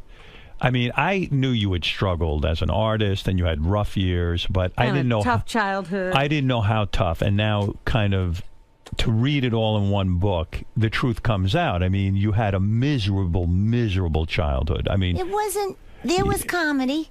yeah, but sure. I mean, there are moments, but for the most part, My mother was terrific, though. your father left. Yeah, How old were you when your father left? 5. 5 years old. He splits. Your mother remarries. Maybe a crazy person. So crazy, he's a pedophile, you say in the book. Well, you see, you're not supposed to say that, and she didn't want to go to the police. You got to understand those times. Even when they had fights and the neighbors got fed up and they called the cops would come, look at all of us, and go on their walkie-talkie and go, domestic violence. How many and kids leave. are in your family? Just me, my sister, and my brother. Okay. And then there was the dog that he tortured, too. It was like... I mean, but when you talk about home life, a guy comes into the home. You say he would spy on you. You would be going to the bathroom or in the, well, what do you mean? Whatever. It's in the book. It's in the book. Read the book. No, but I'm interviewing you about Okay. your life. Oh, okay. It's horrible. Well, it was tough. The man would drill a hole in a bathroom. He and, didn't. He had a fight with my mother, and he threw her against the bathroom door. Oh. And her wedding ring, which I remember when she first got married, she said to me, she showed me her ring and a dress, and I said, "Ma, it's not gold." She said, "It's platinum. It won't wear out." And She had high hopes. Yeah, and then with that same ring, he had fight with her and threw her into the door, and the ring hit the frosted glass window, and it left a crack and a little hole, and that was the hole he would look through. And you were aware of this? Well, you have to be careful. Yeah, look, I knew what was going on. I knew this, So he spied on you, he spied on your brother, and he spied on your sister. Not my brother. I don't know. My brother was a boy. He didn't say that kind of stuff to my mother, too. He said, the whole threat was he had power and she had none. He would beat up her parents and rape her daughters. And he would say that? Yeah, and so then he would threaten your mother? Yeah, and if she tried to go to court, he'd drag us on the witness stand and make it look like we were asking for it. Oh, my God. So you had to go testify at... We never did. She never did. That's how she lived. She never did anything. And then I finally left that day, and my brother... You left home? Yeah, my brother, poor Butch, he stayed, and then he learned to get really tough, and when he got big and tough enough, he came home and told him to take a hike. And the funny thing about bullies only like to bully people smaller and with less physical power or power. Sure. Yeah, Absolutely. they're really cowards, yeah. Yeah, well, they've probably been beaten up in life, too. I mean, it's a whole cycle. It's a chain. Goes it's called the product of misery. It goes on and on, yeah. So do you ever say to your mother at some point, wow, how did you not protect us from this fucking lunatic? No, she did. She used to fight with him. She used to tell us to go in and lock our door. You got to understand, she didn't have her father working for her or any of the relatives working for her. They knew what was going on. Nobody was helping her. Right. And she was working 14 hours a day. So I guess anybody being there for her was better than nothing. Well, there was hardly.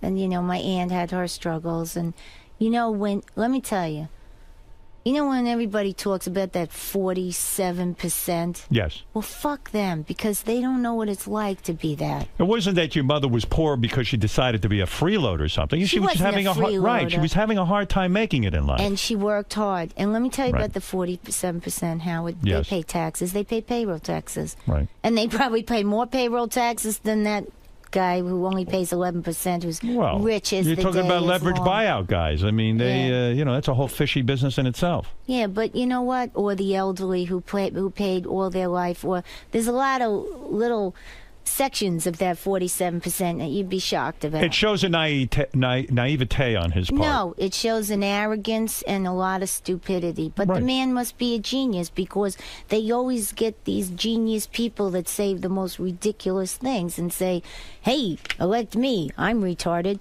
No, that's not a good thing, of course. But isn't it amazing, considering your background? You leave home at 17. And now I'm going to start crying. No, my makeup. I got to go on CNN. Yeah, but you leave home at 17 years old, which is a brave thing to do. And I was packing since 14. Right, you just couldn't wait to get out of the house. But there was no place to go, Howard. I couldn't get anybody to hire me. Right, you had no job, but you had to get out of the house because you're living with stepfather from hell. Well, he was kind of a cross between Freddy Krueger and Don Rickles, because he was really funny. And then he was really scary, so you never knew when. Do you ever that really... makes it worse, because you don't know which way to go. Do you have a tremendous trust issue with men? I mean, you say in your book at one point... Now, I went to different therapists, Howard. And did it help? Yeah. One guy he whined a lot, but he was really good. And then I realized that it wasn't just him whining in my life. He'd go, well, Cindy, And then I had another friend I worked with, rude girl, and she'd be, Cindy. And then there was Myra that I was working with. Yeah, but Cindy, when you walk in, you got a little melody. Cindy, when you walk into a therapist's office, you must have tremendous difficulty. I would imagine you need to work with a male therapist to get over your male issues. No, I worked with another guy who was working on anger, and he used to have you beat pillows with a wooden samurai sword, and you had to do all this physical stuff, and then in the end, He wound up being a comedy writer for Comedy Central. See, I knew when he was having me do all this stuff, it was a little peculiar and funny. And Your maybe life is bizarre. It's very bizarre. And it's bizarre in the sense, too, that I was thinking about this. Listen, it's always a good story if you can live through it. But there was a period of time in your life, you write in your book, that you even tried not to love men. You wanted to be a lesbian. Like you said, I'm going to will myself to be in a relationship. That wasn't it. Why? It was because all my best friends were gay. Yeah, and I didn't want to lose them. I wanted to be their friend, and I wanted to be like them. But don't you think it was like, oh, men are disgusting? I didn't think. I wanted to be. Listen, haven't you ever grown up and have best friends, and then they do something, and you want to be just like them? Right. But you're not. But trying to be gay, I mean, you're not attracted to women. You have to force yourself to. That's a really great hairdo, and that looks really fabulous. And I love the shoes. What a great... How far did you go in trying to be a lesbian? Did you live with a woman? No. I was 15. Oh, I see. You were that young. Yeah, it didn't happen. You tried kissing, and it didn't work for you. You're into guys. And men have been a huge disappointment in your life. You even got so... I got David Thornton. No, I'm talking about before David. David's a great guy, but you talk about in the book how you dated your manager for a long time, this guy. I loved him. You loved him. And he loved me. And you put him in some of your videos. I remember that. Well, then maybe that was a big mistake for him, because then people wouldn't take him serious. It was just a way that we could be together. He was my boyfriend before he was my manager. But when he broke up with you, I was really depressed. Yeah. Depressed? You tried to kill yourself. You were thinking about it. I was thinking about it. Yeah. But then, honestly, Howard, sitting there with a vodka bottle from Russia, and I took a shot because I can't really drink. Yes, but can you believe it was so dark in your life? You have so many gifts and talent and Howard, good friends. Wait a minute. It was 1988. Yes. Lenny had broken his leg. He wasn't in the studio. The evil Tommy Mottola took over everything. I'm sorry. Gotta say. I mean, it was like the evil empire up there. But you're critical. You're critical of Tommy. No, it's not. Why, you his gumbade? No. I know Tommy, and I know him well. He's very nice. But I'm going to ask you. Unless you're in a business where it's about who's going to be the most powerful. And at that time, I also was stuck with a guy who was a bit of an alcoholic, who we were helping, and then all of a sudden he turned really weird, and I had to finish a record, and I was sick to my stomach, and my relationship with David was gone, Lenny was gone, everybody that made me famous or worked with me and helped me and was now gone. And now you have knucklehead Smiths up there who are going to try and make me do what Hart did and sound like Hart. So, for somebody who really wanted to own their own path, who changed the way people sounded on the radio, the way people looked, the color of everybody's hair, for them to then turn around and tell me I had to wear jeans and a T-shirt, why, you'd be depressed too. Well, but if Tommy is trying, I'm not just picking on Tommy. He was the same. Well, it was him hiring the people. But yeah, I'm saying, in other words, he's got his money in you. He's got he's backing you. He wants to see you succeed. No, you feel he was against you? I have no idea. All I know is every time I put something out, they'd say, well, there's a memo saying that we're not going to promote you. I see. So, it's like, okay, who's that? Why would they do that? You mean they didn't believe in the record? No, because there was a lot of political stuff going on. At that time, Howard, Tommy and Walter were fighting. Walter Yetnikoff. He was trying to get Walter out. So I stuck up for Walter because Walter had helped me at one time. But I had helped Tommy, too. I helped Tommy get the job. I brought them over to my house. See, but I don't understand something. If I'm a record company guy and I own a record company, I want my artists to do well. No, they want their artists to do well. But aren't you their artist? Not when the guy who signed you is gone. No. And they don't care anymore? I mean, they have their list. Don't you know that's how corporation? They get rid of all the people, so they put their people in, and now they want a new face. But they wouldn't let me go. But you know what's funny to me? If I ran a record company, I'd say, I don't care who signed the artist. I got to make money with this record company so my boss doesn't get rid of me. No. And so I look at an artist like you. They didn't care like that. But the Japanese did come to me at one point and say, Cindy, we believe in you. We like your music. please make a record. We want to promote your music. We like what you do. Because at that point, everybody was telling me they didn't like anything I did. So, you know, here you are, you work, you got an original sound, you did your path. Then you have these other guys come in and tell you, oh, we're changing everything about you. Because to them, it's disposable art, and to you, it's a living art. Well, I think you're right. I think that you have to stay yourself. You have to be true to yourself, because otherwise you become cookie cutter and like everybody else. Well, the thing about me was I wasn't like everybody else. That's true. And that's what made me famous. The song that made you most famous, I believe, was Girls Just Want to Have Fun, right? Was that the big one? What did it was, now, Girls Just Want to Have Fun would have gone by the wayside had there not been Time After Time right after it.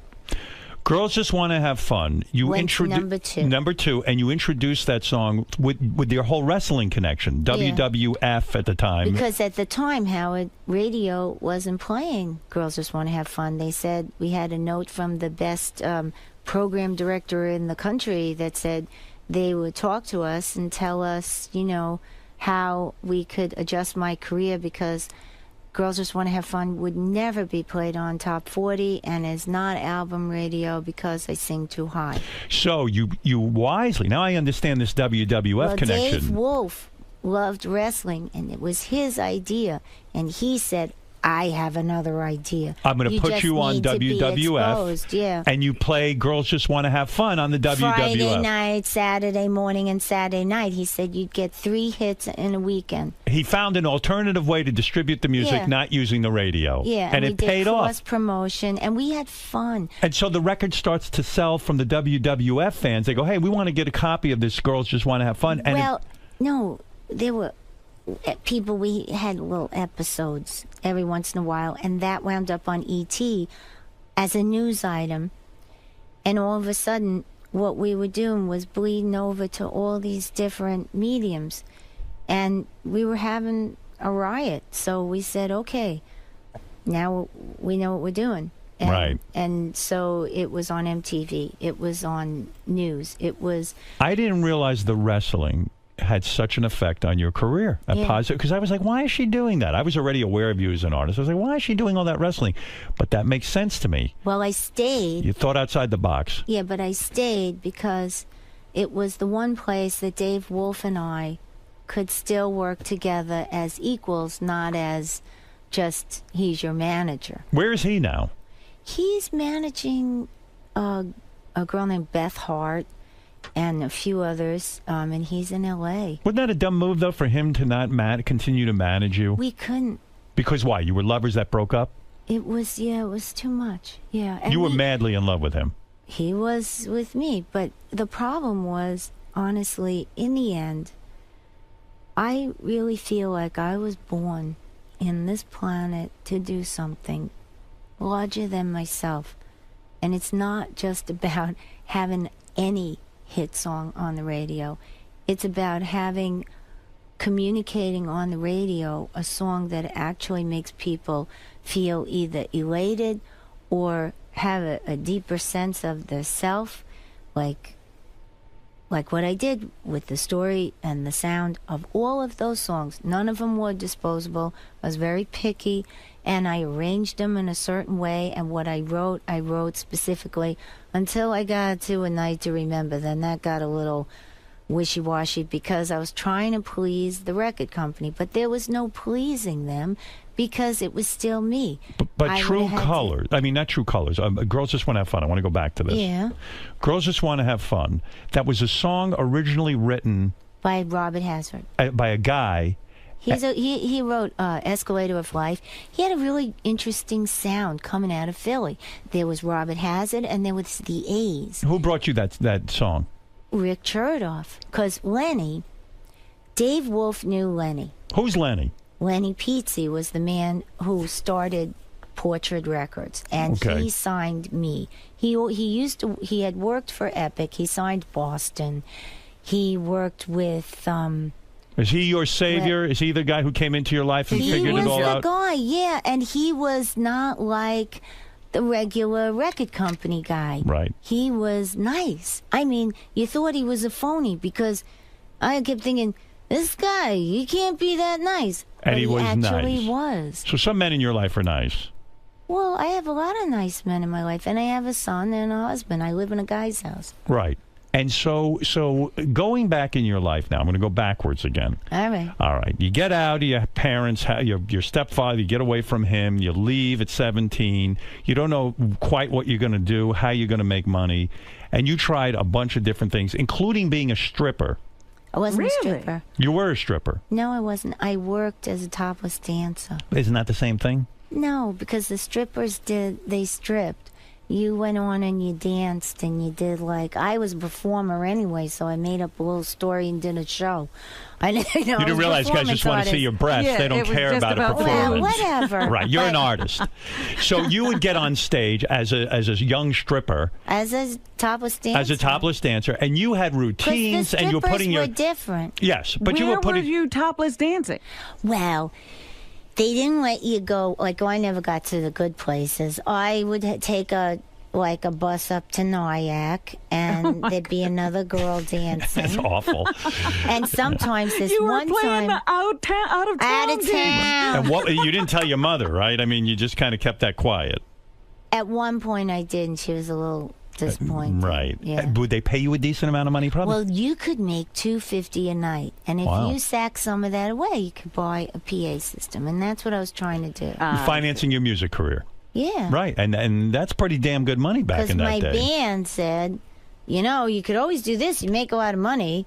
And sometimes one of them would come and pick me up from the gig if it was close by. But you said even the men at the topless, but here you are taking off your top and giving them a show, and even the men were rude to you then. They would yell shit out to you, disparaging comments. They tell you smelled. Yeah, that would drove me crazy. I mean, then, that's the worst thing you can say. Then you go back and you try again with, this and, all these cleansers and, It's true. Oh, my God. The lowest thing you could say to a woman is, oh, you smell.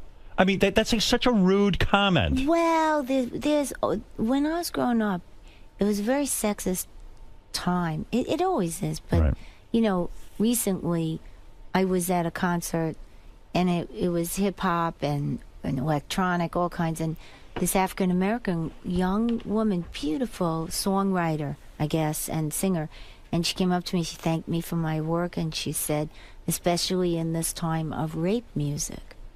Rape music? Rape music. And I said, what is that? And then all of a sudden I started to think about it. Now think about it. If you're a girl and you're listening to the hip-hop and they're talking about your pussy's wet and it's all this assaultive talk. Yes. It's rape music for her. For me, I shut it down. Well, it encourages men to think of women as disposable. Well, it's the suits, the heads of the company. They won't put out anything else. Right. Ask the young rappers. They'll tell you. Right. If you write about sex and drugs and violence, and then that's then cool. you get play. But I mean, I focus on men in your life because all of your early experiences, you describe in the book. You went hitchhiking. That's how you got. Everyone back in the day used to hitchhike. One guy wouldn't let you out of the car, and you had to blow him to get out of the car. Oh my God! I mean, that's got to be the lowest fucking scary situation. I mean. Listen, I don't look know how unprotected you were. I'm alive. Yeah, exactly. I think I always had a guardian angel. Where were you hitchhiking that something horrible like this happened? I just wanted to get to a job interview because I couldn't get there. All alone. You decide to stick out the thumb and I'm going to get to someplace. Yeah. Yeah. And you get in a car, you're an attractive woman, and boom, bam, boom, the guy's threatening your life, right? Well, what are you going to do? So I survived. And then I went on the interview. I didn't do too well. Did you go to the police about what happened, or you just said, hey? I hitchhiked, so I guess it was my fault. Oh, come on. Do you believe that? At that time, yeah. But do you still believe that it's your fault? I don't think you're supposed to hitchhike. I think but you would still, wouldn't you turn him in today? I've hitchhiked in my life. To happen to you? And you know what? It's always a bit, you know what happened to me? I was hitchhiking in Arizona with a girl I knew. And these local guys picked us up, and they were into guns. They had guns. And they pull over on the side of the road, and they start firing off their guns into the cactus. They shoot up the cactus. And I'm like, oh, my God, what the fuck is going on here? I didn't know from guns. And you're with this girl. And I'm with this girl, and I'm like, and nothing inappropriate or weird happened, but I just remember feeling very unsafe. I mean, the situations we put ourselves in as kids, because we didn't know any better, it was a naivete, it was an innocence. But now you should know. Don't hitch. Well, I think people do know. And if somebody does something like that to you, you call the cops. But don't you come out of this all, Cindy, thinking, God, I didn't have a father who protected me. I didn't have a mother who really protected me. She might have been a nice woman. No, okay, she listen, tried. I'm not saying anything bad, but she really wasn't there. Herself. No, she That's was what I'm saying. there. And you didn't have a strong role model. Your mother didn't stand She tried up. to put us in a convent. She stood up to him all the time. She got her butt kicked. She put us in a convent for a while to protect us too. Is your mom still alive? Yeah, she was in all my videos, Howard. What do I know? Well, you should. But your dad died, your biological father who abandoned you at 5. And you said you feel bad sometimes that you didn't sell out as a recording artist because you would have had a lot more money and you could have afforded at that time to pay for your father's hospital care.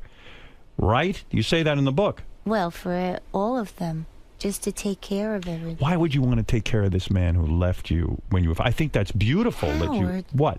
Tell me. Explain it to me. It's your father. Your father who left you when you were 5. He had a divorce. He left the house. But why couldn't he visit you? He did visit He did? us. Was he good to you? Did he pay child support? Yeah, but I'm saying, did he protect you from... He didn't know. That's what I'm talking about. Because it was never a good time to tell him.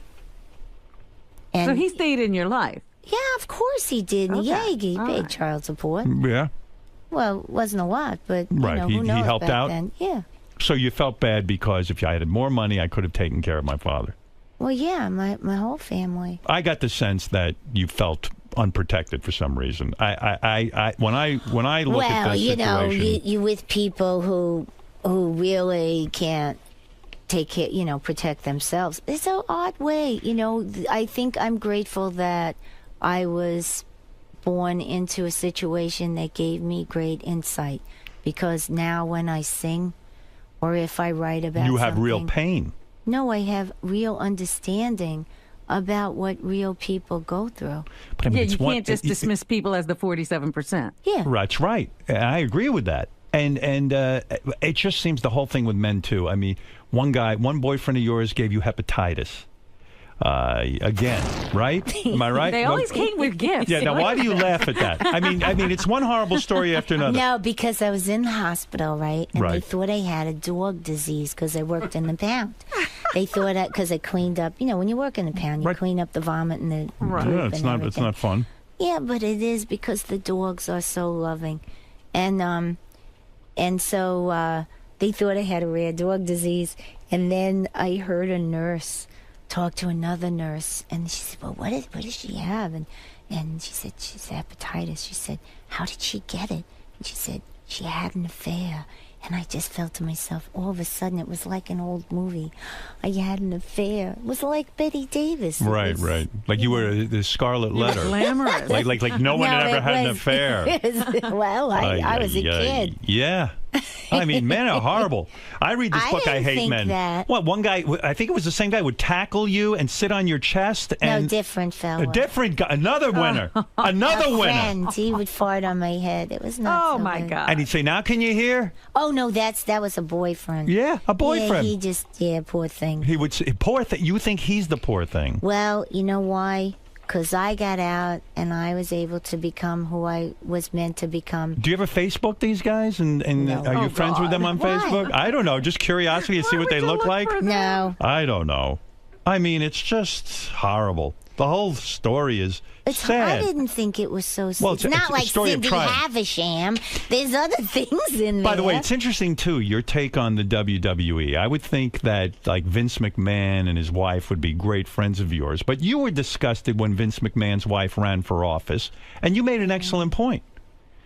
You said, why would she run for office, a job that essentially is taking care of people, when wrestlers don't even have health insurance? Well, they're not taken care of very well. But, I mean, listen, it's an entertainment thing, and they hire them as independent contractors. But when you see them, some of them hobbling and still their love for it. They love it so much. They love the occupation. They love being entertainers. They love wrestling. And they love wrestling. Right. And that's part, for me, is sad. But you're negative about Vince and his wife, I guess. Was I negative in the book? No, but you have made the statement that, I said, yeah, the whole the senator running for Senate. thing. Yeah, that's scary. But, listen, I understand the wrestling thing, but when you start to step out and want to run the state, that's frightening. Well, yeah. So, getting back to this amazing career, time after time, an amazing story. I think that's one of the greatest songs ever, Time After Time. Anne Murray turned that song down. No. You see, what happens to the facts? You didn't really read the Give book. me the, well, I'm sketchy. What are you doing, Howard? You're just making things up. No, I'm not. I'm come on. Cindy, what do I don't know everything. The facts I'm a judge on a talent show. All right. Go ahead. Yeah. No, what are the facts of that? The facts are, Time After Time was a song that was written for the She's So Unusual album, and True Colors was a song that was pitched to Anne Murray. Right. And it was kind of... so I'm right. Go ahead actually, so far. You said Time After Time was... okay. I got the name of the song. That's I'm sorry. pretty intense. Well, that's come on. Listen. I'm not living your life. You can correct me. No, that's a big... All right, go ahead. Big part that's different. Yes. And True Colors had come, and my friend Gregory had passed away. And, they were my very close friends. So at that age, when you have friends, you think you're going to live forever, I guess, and be old and sipping mint juleps. Not that I like what that tastes like, but the idea of it at the Pink Hotel somewhere, Right. And it didn't happen. So we were very sad. And we had the funeral. I was doing the song, and all of a sudden I stripped the song down because it was, it was pitched for Anne Murray, so it sounded like country, western, gospel. So I just was working with Peter Wood at the time. Did you ever know Peter? No. Well, anyway, he was a wonderful keyboard player at that time, and he played with Roger Waters, and anyway. Right. So he I said, just make the chords that we use. So he kind of did different voicings, and I stripped it down and just sang with the keyboard. And then when I went back into the studio, Lenny was working with me, and I said, I just want the voice to be like when someone's driving in a car, you hear it in your ear like a whisper, and everything in the song has to call to your soul. So I put a drum sound that was kind of an archaic, like an old, sounded like an ancient drum, right. Call to the soul, and then kind of whisper in their ear, and it was a healing song. So I thought that would be the best way to heal people on a medium that does not have that kind of music on it ever. Right. And so, Girls Just Want to Have Fun kind of healed people too. And it didn't have that kind of sound on it ever either. So I took a chance. And of course, the promotion guys were like, son, where's the music? Come on, you're killing me. Right. But it couldn't take a lot of music, because once it did, when the lyric is that honest and deep and sentimental, you strip it down. Yeah, you don't put more sentimentality on top of it or over sing it, because then it becomes sticky and cheesy and schmaltzy. I feel a lot of music today is schmaltzy. I think that's exactly what they're doing. Yeah, that's what they think that's what sells. They kind of undermine the people or underestimate the people. But maybe it's because the singers aren't as good. Maybe they're afraid to strip down. When you strip down and take away some of that instrumentation and on the effects, suddenly it's all about the voice, Well, I thought it would be good. It would be an interesting, like, scientific experiment almost, of seeing if you could talk to people's soul. And, it's you listen to the radio all the time. Why not do a healing thing, something bigger than you? So I tried to make a song. I didn't write it, but I heard in the words something that was bigger. How many records did you sell? Do you know the figure? Do you keep track of that kind of thing? It must be an inordinate amount of records. I mean, huge. No. You don't know? You're not curious? I don't know. I remember when they first came out, it was never good enough. I was never, why aren't you more like Madonna? And I'm not. I didn't want to. Were you nervous about sales? Did you consider the business side of things? Oh, my God, yeah, because it had everything to do with our home life. Because if I wasn't successful, that meant my fiancé was not successful, so... You felt that pressure. You were carrying everyone on your back, so to speak. I mean, little, yeah. That's a lot of pressure to go through. That's probably a lot of pressure on a relationship. Yeah, where you feel like, gee, is he here for me? Or if I screw this up, is everyone going to abandon me? Don't you think some of that goes on? I didn't think about the abandonment thing. Right. I just felt about making people unhappy. Is your favorite song that you do the True Colors?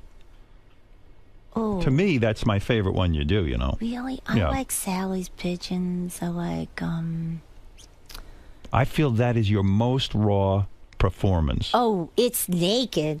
Yeah. It's naked. I like the blues stuff, too, because it was different. I like everything. I don't like to do the same thing over and over, so I don't think about my favorite. It becomes your favorite as you... I have a long career. Yeah, but when you do a concert, there's certain songs you have to do or the audience will walk away pissed. Oh, come on. I wouldn't do that to them because you need to celebrate. But whatever the style, like when I had all the old blues guys with me, right? I did Girls Just Want to Have Fun in a kind of blues funky way because it was fun, really fun. Right. And True Colors, I had Charlie Musselwhite play harmonica. And I would sing to that and play a little dulcimer, too. Do you work on your voice still? Do you take any kind of vocal... Did you ever take vocal lessons? You did. I still study You still with do. Katie. Why do you do that? Because as you get older, you've got to be very careful of that instrument, right? No, you know what? No, not because as you get older. Because as you work more, when you first start, everything's about your voice. So you go to your vocal lessons or you do your voice, or you make sure you're not doing promotion and touring at the same time. Everything is about you're a singer. But is it fatiguing worrying about your voice all the time? Do you constantly do you keep your voice at a very low tone? No. You can you go to a game and scream and yell and not worry your voice is going to get wrecked? I don't know if I would want to scream and yell. I went back to Katie after a while because I did The Apprentice. I felt like it really messed up my voice. There was everything like environmental stuff that irritated my throat and too much talking. But don't you think that's a little bit of lead singer disease? They always talk about lead singer disease, LSD, lead singer disease. What is that? That the lead singers are neurotic about their voice. Of course they are. They've got to work. That's all there is. But I mean, oh my God, when you say to a non-performer, oh, the environment, it's polluting my voice, it's changing my voice, I can't raise, I need a day of vocal rest, I need 2 days of vocal. Everything revolves around that voice. Isn't it great? But nowadays it's not. It hasn't been like that. I have, unfortunately, all these things like I have to leave for Chicago tomorrow because I've been writing music for the musical Kinky Boots, and so I write with my voice. And you're writing that with Harvey Fierstein, right? Harvey Fierstein wrote the book, and I'm writing the music, and Jerry Mitchell is the director. And now we have this amazing cast. It's a brilliant story. I know about it. Kinky Boots. I've seen that movie. It's based on a movie. Yeah. Kinky Boots is the story of a guy who has a crappy business. He's a shoe business. He's going out of business, and he figures out he's going to make shoes for transvestites so that they can have big, oversized shoes, sexy heels and things. So it's Kinky Boots. He finds a niche market that's underserved. Right. And it's fascinating. And so you wrote the music, and that's going to be a play that I guess eventually will make its way to Broadway, right? It's going to be at the Hirschfield Theater, and I guess the previews are in March.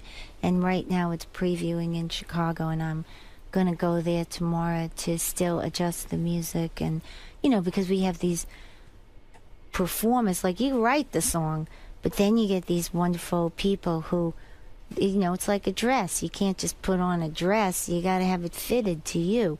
So, Billy Porter is Lola and Stark Sands is Charlie. And you have this wonderful supporting cast of people. I tell you, Hey, will you be in the? You're in the show. I'm not in. You're not the at show. all in it at all. I'm You writing just wrote the music. Yeah. Big bucks in this kind of thing, or no? I don't know. What do you mean you don't know? You act like you don't know, but you No, know. they Are you a wealthy say- woman? Are you a very wealthy woman? No. You are not. Why is that? You're a recognized name. You're a big star. You were in movies. You made music. You did it all. How are you not a wealthy woman?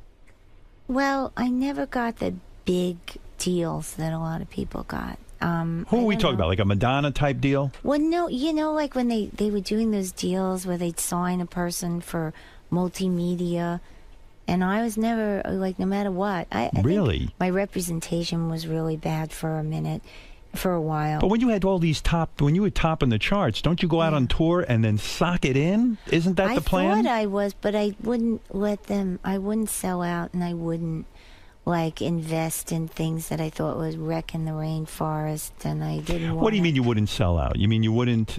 Well, like, in the beginning, Howard, you didn't accept any kind of sponsorship from a corporation. Right. Because if you did, that was kind of... It wasn't cool. Yeah.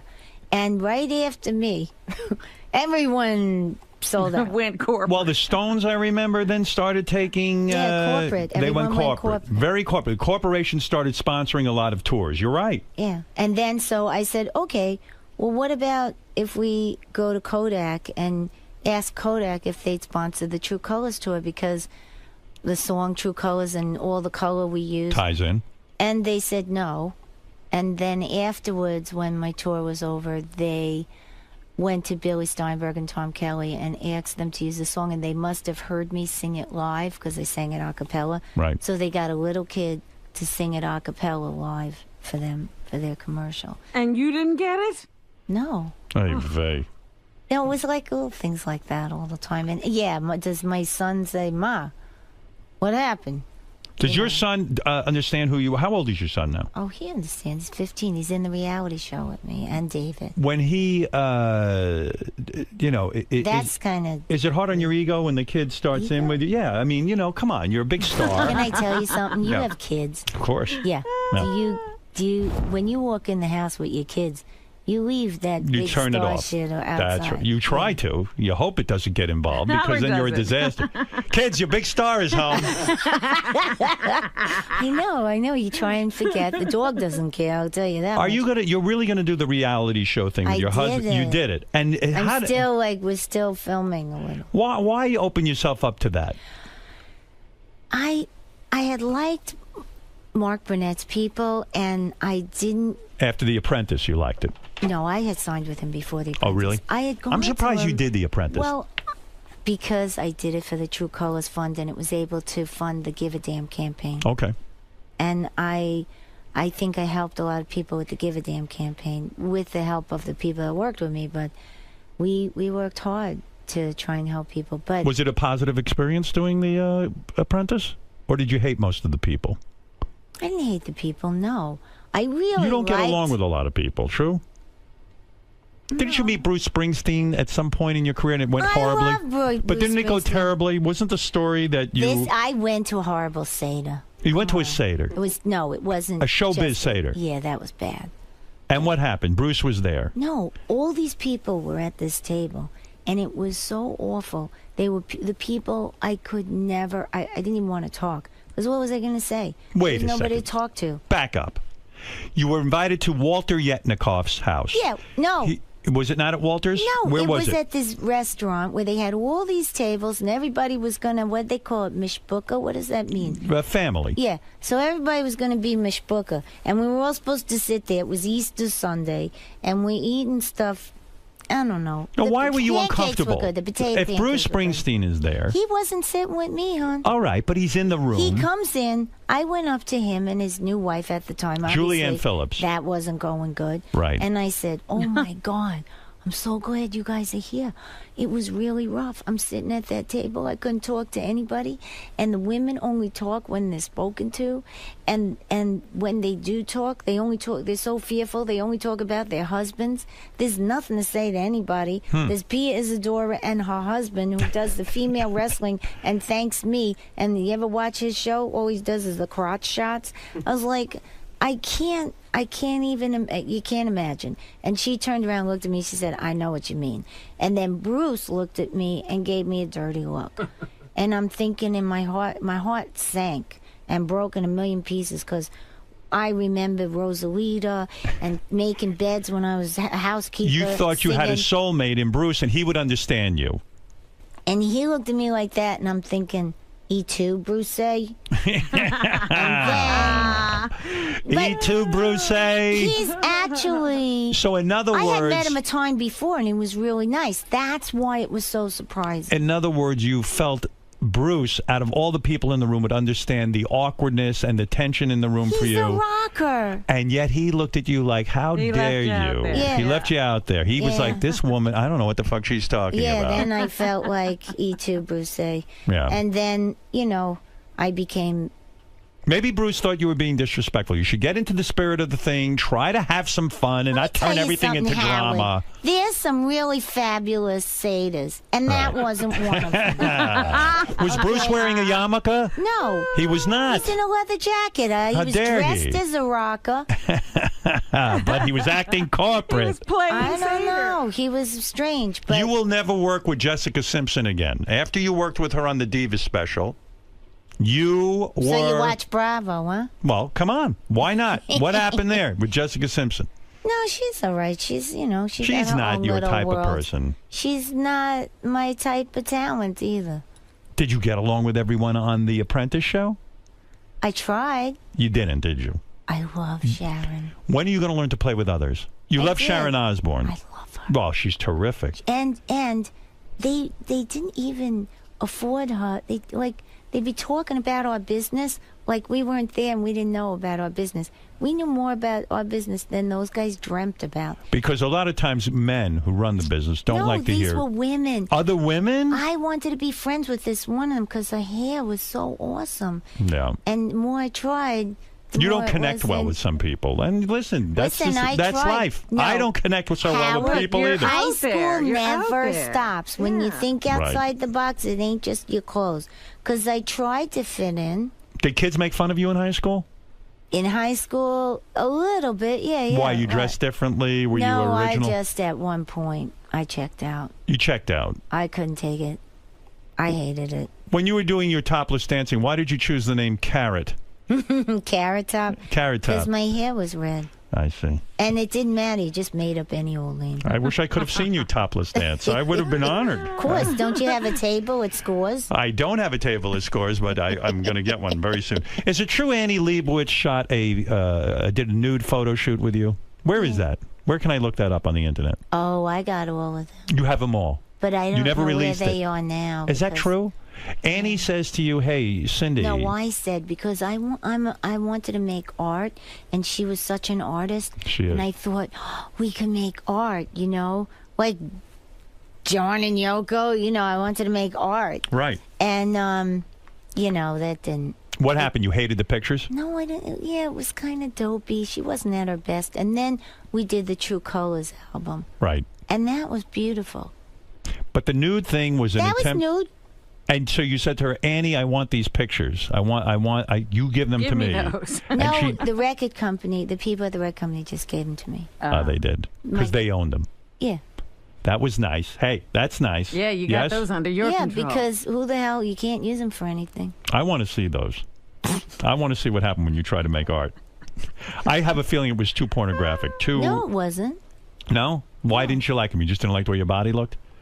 Yeah, they weren't, it was okay. It wasn't great. There was no art. Well, it was trying, but we didn't make... They didn't achieve art. Yeah, they made an attempt. Yeah. Yeah. Bob Dylan, when you met him... I love Bob Dylan. I thought you were... I kind of got the vibe maybe you were disappointed because he said to you, you're not one of those bra burners, are you? Yeah, and I was like, yeah, card carrying. But I said, listen, I said, being a woman... I would think I got to be concerned. If I'm not concerned about my civil liberties, who else will be? And he turned around and said, yeah. And I'm thinking, I didn't say anything. What a conversation. I didn't. Well, you know why? It was one of, listen, if you think that I got tortured because in your heyday, when you first become famous, everybody's really nice, phony, not phony. Right. And then later on, they like to give you the old, knife in the back. Knife in the back. And then, everybody goes through it. And maybe they were treating Dylan in those days not like he should have been treated. But isn't it amazing when you meet some of because you're in the position you're in and you're a great artist. Meet them. But isn't it amazing? Yeah, right. Yeah. Exactly. That's what I was going to say. Isn't it amazing when you finally meet your heroes? They're just people. And do you ever say to yourself, how could that guy have written those songs? He's not that deep, and he doesn't seem to have simpatico. No, he is deep. The problem was when he was growing up, the civil rights movement did not include women. He did not understand that women also needed to be free. And people today still think, well, what's wrong? They got everything. Yeah, you can't get paid the same. There's a glass ceiling. You have to know your place. But don't you find it amazing that some of the guys who have written some of the greatest love songs and beautiful, insightful lyrics are usually sometimes big assholes, right? Well, sometimes they were born in the wrong generation. Is that it? But how can they be so very forgiving? How could they be? But Cindy, how could they be so evolved? They're not. But how do they come up with those brilliant lyrics if they don't? Because sometimes the best part of people is in their work. Like Picasso. Right. He was a real shit. He was horrible. He was a shit? He was Picasso? A shit. He was awful to women. Was he? How do I know that? I mean, I don't know. Don't you know history? God. Cindy, look at me. Do I look like I know history? I read comic books my entire life. But Howard, what history do I know? You're talking to all these people. You gotta know. People aren't interested in He Picasso. never talked to They want to hear Picasso. dick jokes. You know that. Okay. What can I tell you? All right. So buy my book, but there's no jokes like that. All right. So you love. All right. Let's leave it at But that. you should have read the book. Cindy, listen. I just got in today. I'm going to get the book. So now I'm interested. I did write you a little inscription. Did you write the book yourself, or did you use a co-writer? Well, when it says Cyndi Lauper and Jancy Dunn, what do you think? How involved was Jancy? What was the process? I didn't want her to. They said, "Well, you'll have a ghostwriter." I said, "The woman's not dead." She's not a ghost. So I don't like to take credit for somebody else's work. That ain't my thing. No, of course not. So did you talk it and he wrote it? We did interviews. Right. And then when I read it, I realized, oh my God, some of the stuff some of the stuff she took from stuff I had been writing, and a lot of it was interviews. And then I realized, the one thing you didn't tell her, which you said you were never going to say. You may as well explain why you're the way you are. So I wrote about my childhood a little bit, just to give... You wrote about it a lot. I did? Yeah. Yeah, the first 2 chapters. Well, That's right. Yeah, I wrote that so that people would understand when they said about girls just want to have fun. Was there a moment when they were vetting the book that they took something out that you wanted in that they took out? Well, I think my editor was really sensitive. Amy, she was really sensitive about a lot of things. You mean, in other words, she felt that you had gone too far? No. What? Then what did she feel? No, she was editing stuff, but I said, listen, if you're going to edit stuff, you have to have all this other stuff so that it's not just a tell-all book. You don't want to make a tell-all book. No. You want to have some insight. Yeah. All right, look, let's get to some interesting things here. Cindy's Sally Pigeons and Springsteen's... I see. Oh, what is this? What? Cindy, Sally, Pigeons, and what is this? I have no idea what that is. I don't know. Cyndi Lauper's book, A Memoir, is in stores now. Yes. That's it? A memoir. That's a memoir. Yeah, I didn't want to call it like, a title of a song. I thought that'd be really corny. And See Cindy, well, don't see her, but the musical Kinky Boots will be something that she wrote, the music. Yeah. Previewing... I had partners with that, too, with the music. Harvey Firestein? No, he didn't write the music. He I wrote had the partners book. in the music. Well, that's what I'm saying, but he's also your partner in the play. I mean, yes, he wrote the play. Is. Yeah. He's the one that I did it because of him. Right. And usually when he's involved, the thing's a hit, right? Well, he's a wonderful storyteller.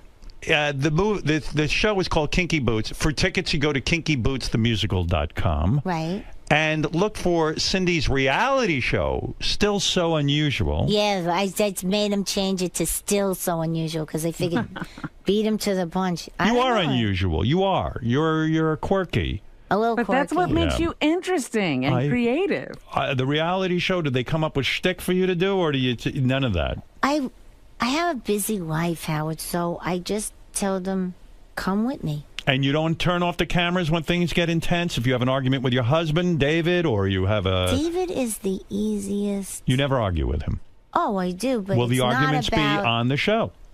I don't know. There's no arguments. Cindy, we want the real thing. Oh, you do have the real thing. That's right. So. Look for Cindy's reality show, Still So Unusual, on We TV. We Women's Entertainment. Everything women. Not really. No. No, that show, the show has a lot of, like, David and Deck just appeared a little bit, and then the network went crazy and said, "Oh my God," Well, we see great things, like weird things, like where you're hitting your kid with a hanger or something like that. Is there anything? Will we see that? Well, I did the Kentucky Derby, and unfortunately, I dropped the F-bomb, which you could see on YouTube. Well, they didn't tell me it was a live mic. Oh my God! And they kept doing, how these parades are. Shame on you. Yeah, and my son then, the F-bomb. Oh, my son turned around and said, "Mom, Dad always says, if you don't curse when it's not important, you won't curse when it is important not to." Your husband's a great guy. I know him. I like him very much. He said to say hello. Please say hello to him for me. And I look forward to seeing this reality show. I want to see what you're up to at home. Well, it's not really, but it follows me at work. Will there be nudity? Oh, no, there's not. She's back in the clubs. Have you met President Obama? You sound like you're a huge supporter of his. Have you met him? I met him once, when he was signing the Hate Crimes Amendment. I see. So you are personal friends with the president? No, I said to him, I heard you open for Gaga. And he looked at me and he said, "What are you doing here? Why aren't you singing?" And he said, "Oh, he was very sweet." Did he invite you to a Seder?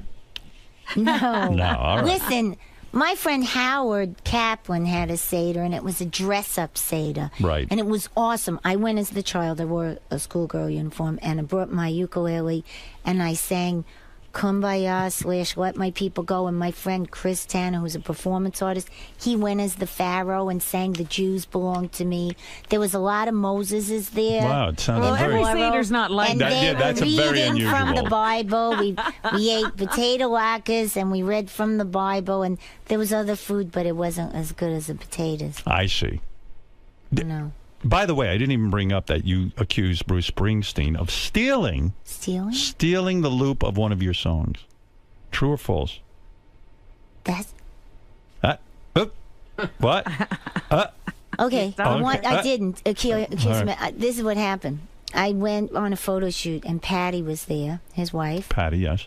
And I had just been working on Hatful of Stars. And it was like a folk song or a soft song with a loop under it. Right. And Patty, I was playing it so I could take a photo shoot that would look like how the album sounded. And she looked at me and she said, "Sin, she commented on the loop and everything." And then a couple months later, Philadelphia was out and it had a loop, and it was at a time where not a lot of people were using the loops. Did you consider a lawsuit? Why would you do a lawsuit? I don't know. Everybody, listen, at that time, people were using loops, but it was just a weird coincidence. Well, you might have influenced them. It's fine. Listen, Cindy's book is filled with horror stories. It was still a good... It's not. It has funny things. I didn't even bring up the worst stuff. But what about the funny stuff? Worst thing in there? I know it is. Your band member who assaulted you with a dildo. Yeah. That's fucked up, man. Some of these people should be in jail, I got a feeling, after this book. If you don't call the cops right away... But Cindy... It's hearsay. That's what I was told. It's depressing.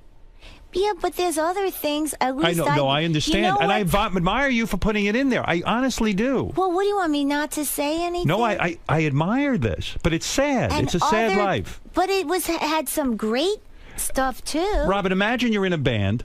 Yeah. I mean, what's Cindy trying to do? She's trying to be successful. She's trying to work with musicians. She's trying to make everybody successful, right? They hold her down and they're assaulting her with sex toys. Me?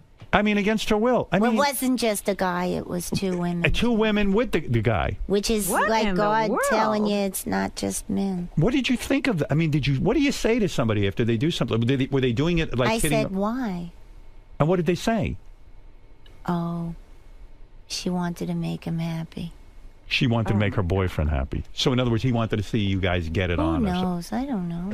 Maron. Yeah, that's what I said. But there was never any. You never got back at any of these people. Do you keep playing with them? No, I did at the time because my I God. thought it was a way they would. It was a power struggle, and I wasn't going to give up singing just because this happened. And so I stayed and made a plan of how I would. I knew it would take me 8 to 10 years. Wow. To be successful. But you never got the dildo and then clobbered them. I almost did, and then I dropped it. Give me and their names. realized- I'll fix them with that dildo. Can I tell you what happened? What? In the end, Yeah.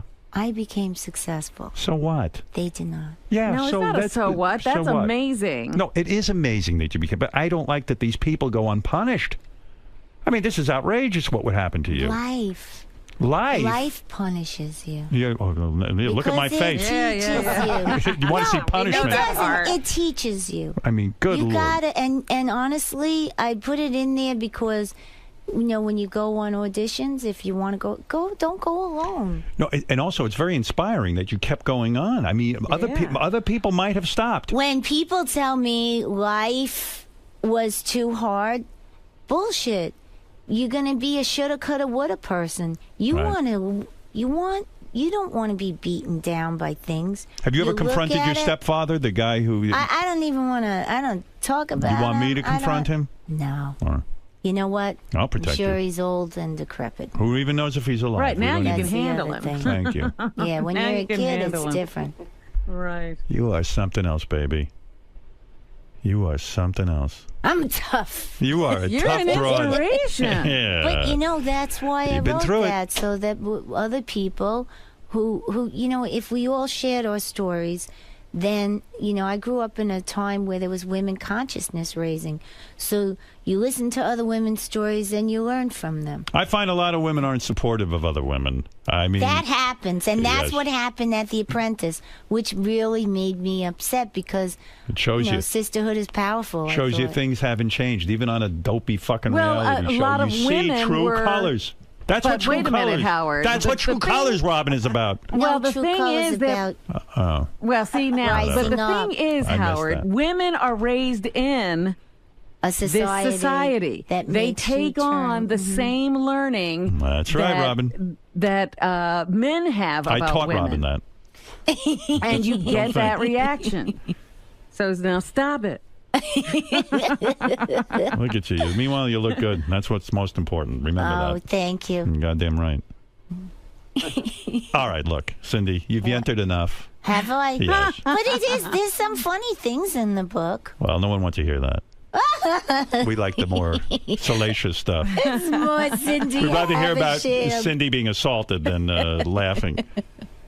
Well, there's a lot of other stories in there, like Cindy posing nude for a college art class, but we'll get to that another time. I was the first streaker in my college. I believe Female it. streaker. You must have some body you're busy showing it off to everybody. No, when you're young, it doesn't matter. You're You constantly nude in the book. I mean, I mean, really. Naked. Keep your clothes on. Good for you. You're a lot of fun, I'll tell you that. All right. Right. And the book is called A Memoir. Cindy Lauper's book is called A Memoir. Well, It's it is. It's essentially a memoir. What do you mean, essentially? It is a memoir, you silly. Are there pictures in the book? Yeah, tons Any of them. nudes? No. Oh, too bad. Well, one that's very, The Annie Leibovitz pictures should have been in there. Would have sold 1 billion copies. He's sitting on Easy Street right now, honey. All right, look. Well, did you look at the book? I refuse to look at the book. Why would I ever read a book? But it has I nice might learn pictures. something. Of course, I'm Howard. going to read the book. No, it has nice pictures. It does good. All right.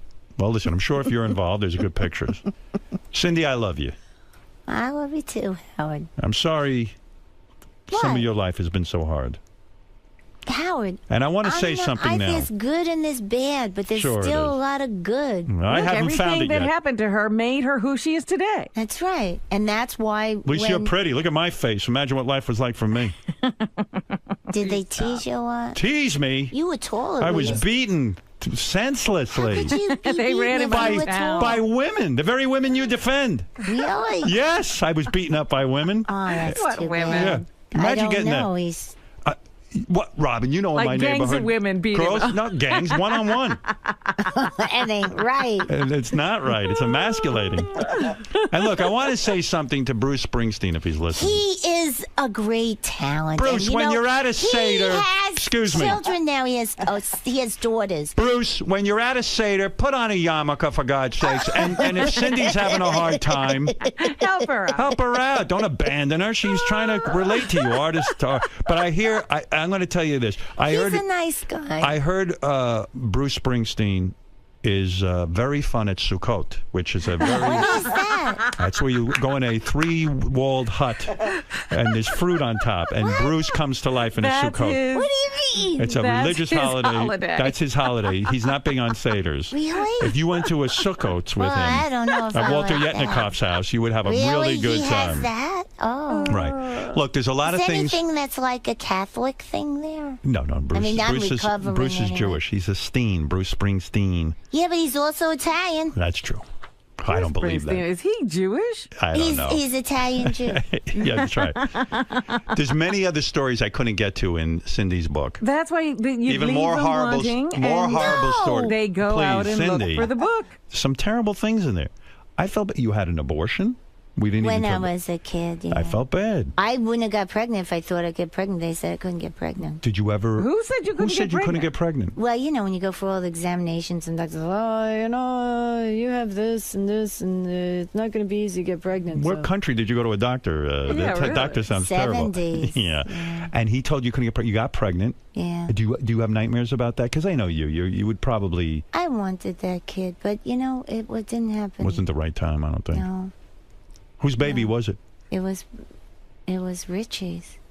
Richie? My boyfriend at the time, who was in the band, and Oh, yeah. he didn't want to have a kid. So what are you Did going to he do? know? Did you Have a insult kid? him? Yeah. You did. What do you want to have a kid with somebody you don't want to have a kid? No. I don't want to have another person that doesn't feel wanted. Let me tell you something. A couple of people I know should have had abortions. They're terrible parents. All right, listen.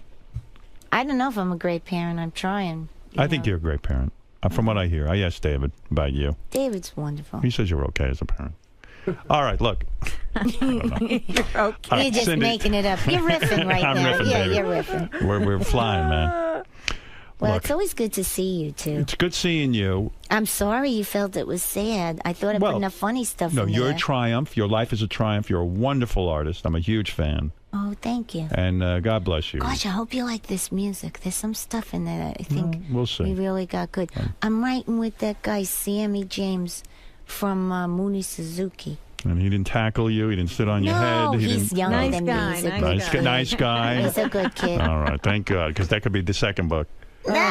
All right, Cindy Lauper's book, a memoir, is in stores now. We got to take a break. Then I'll do a little news with Robin. And All right. And then that's the end of my day.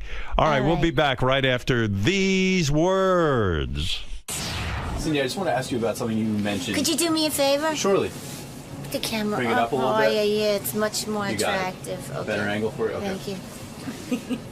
When you were talking about your childhood and some of the difficulties you went through, and you said it's always a good story as long as you live through it. Yeah. That's a really amazing perspective to have on something when you're going through all these tough times. Where do you draw all that positivity from? I don't know if I'm positive all the time, but when you're in it, I don't know. I'm Italian. I'm Sicilian. But you're able to look back on like really, really tough times and say that and mean it. You know what? You must never let a no or an obstacle really stop you if you want to do something. Depends on how stubborn you want to be about it. You want to do something, you always find your way around the brick wall. There is always a way around. There are many ways to skin a cat, and you always have to remember that. And that's what I try and tell my kid, and that's what I try and tell other younger artists coming up. That's a really cool message. Best of luck with your memoir. Thank you. Nice seeing you again. Thank you. All right, thanks.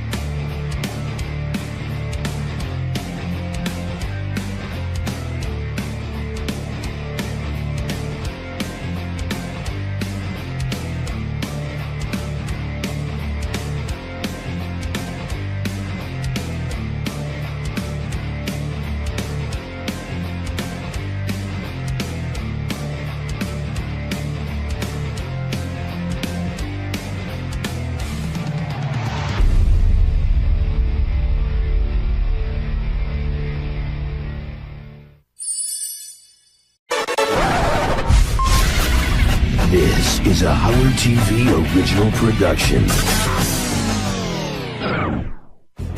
On this episode, Medicated Pete decides to get a toupee. Will the procedure go as planned? And most of all, what will Howard think? So what's with Medicated Pete's toupee? It's interesting looking. What's your problem? Testing 1, 2. Baba Boo. Yeah. Hey-oh, yeah.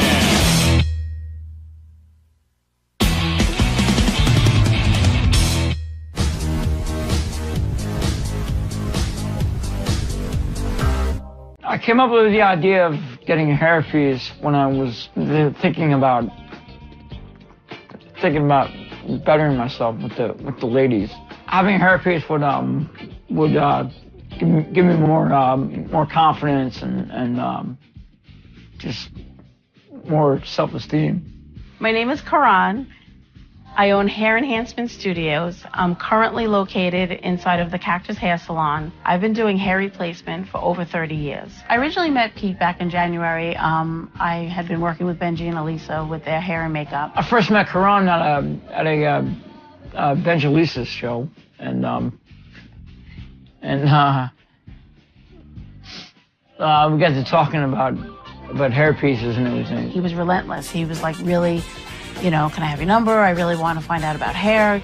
It so happens that I have this appointment now to get this hair done, so it's pretty interesting.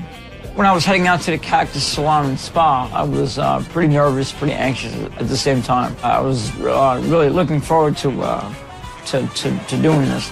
Hi. Hi, how are you? You must be Pete, right? I'm Pete. Nice Yeah, to meet you. nice I'm to meet Sam. Come with me and I'll bring you down to Karan. Sure. Okay? Sure. You excited? Nervous though. A little nervous, don't be nervous. Yeah. You'll do good. When I first walked in, I saw Karan's assistant, Samantha. I couldn't take my eyes off her the whole time. I was just really taken aback by her. Sam brings Pete down to our private area of the salon where we do the hair replacement.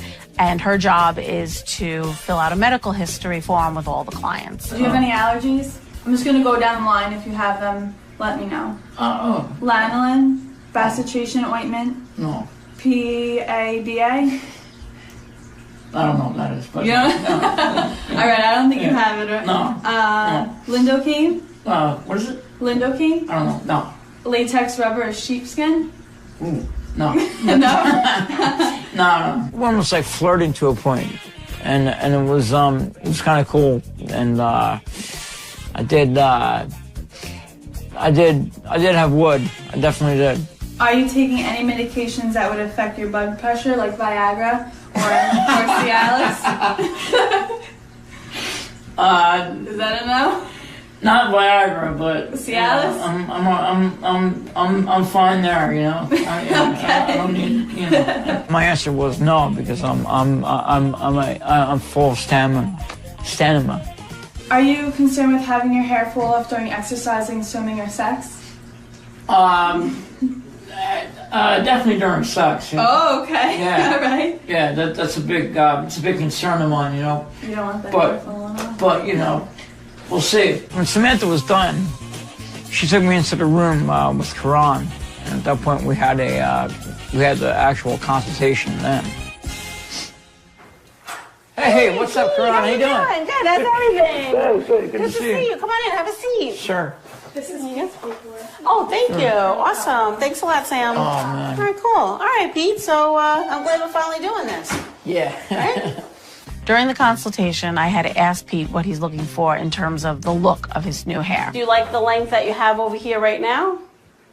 A little longer. You want longer than that? How long do you want? A little more spikier. Spikier. Yeah, you want to have like a, yeah, absolutely. You want like a spiky look. Like, to me, the hair, just look in the mirror for a sec. The hair that you have here is a good length. That's a good, like, about a good inch and a quarter, okay? So if you had that all the way into the front area here, it would be like you had spiky hair. Here you have nice density, so we don't even have to really do anything with this. We would just be blending this area to go in with back here. When Pete came in for his consultation, I tried other hair replacements on him so that he could see what he would look like with the hair and also how it felt on his head. All the pieces, when they come in, they're very long. See how long this is? Yeah. They all come in like this. Reason being it's so that I can cut it in to design it to the person, custom design it to your own existing hair. The hair pieces that I did try on were mainly for fun, but she did want to show me, like, what I would look like with a full head of hair. Again, this is not made for you, okay? So if you could do me a favor, just hold. Fantastic. These pieces are used like, you know, movies, and, you know, you see somebody who's bald, and obviously you see them in the movie theater and they have, like, you know, great head of hair. Do you see how natural that looks? It does look natural. I'm just like where that's gonna fall off too, you know? It'll never fall off. We'll go over attachments, okay? Definitely. Well, are you into like rough sex and stuff like that? Because, you know.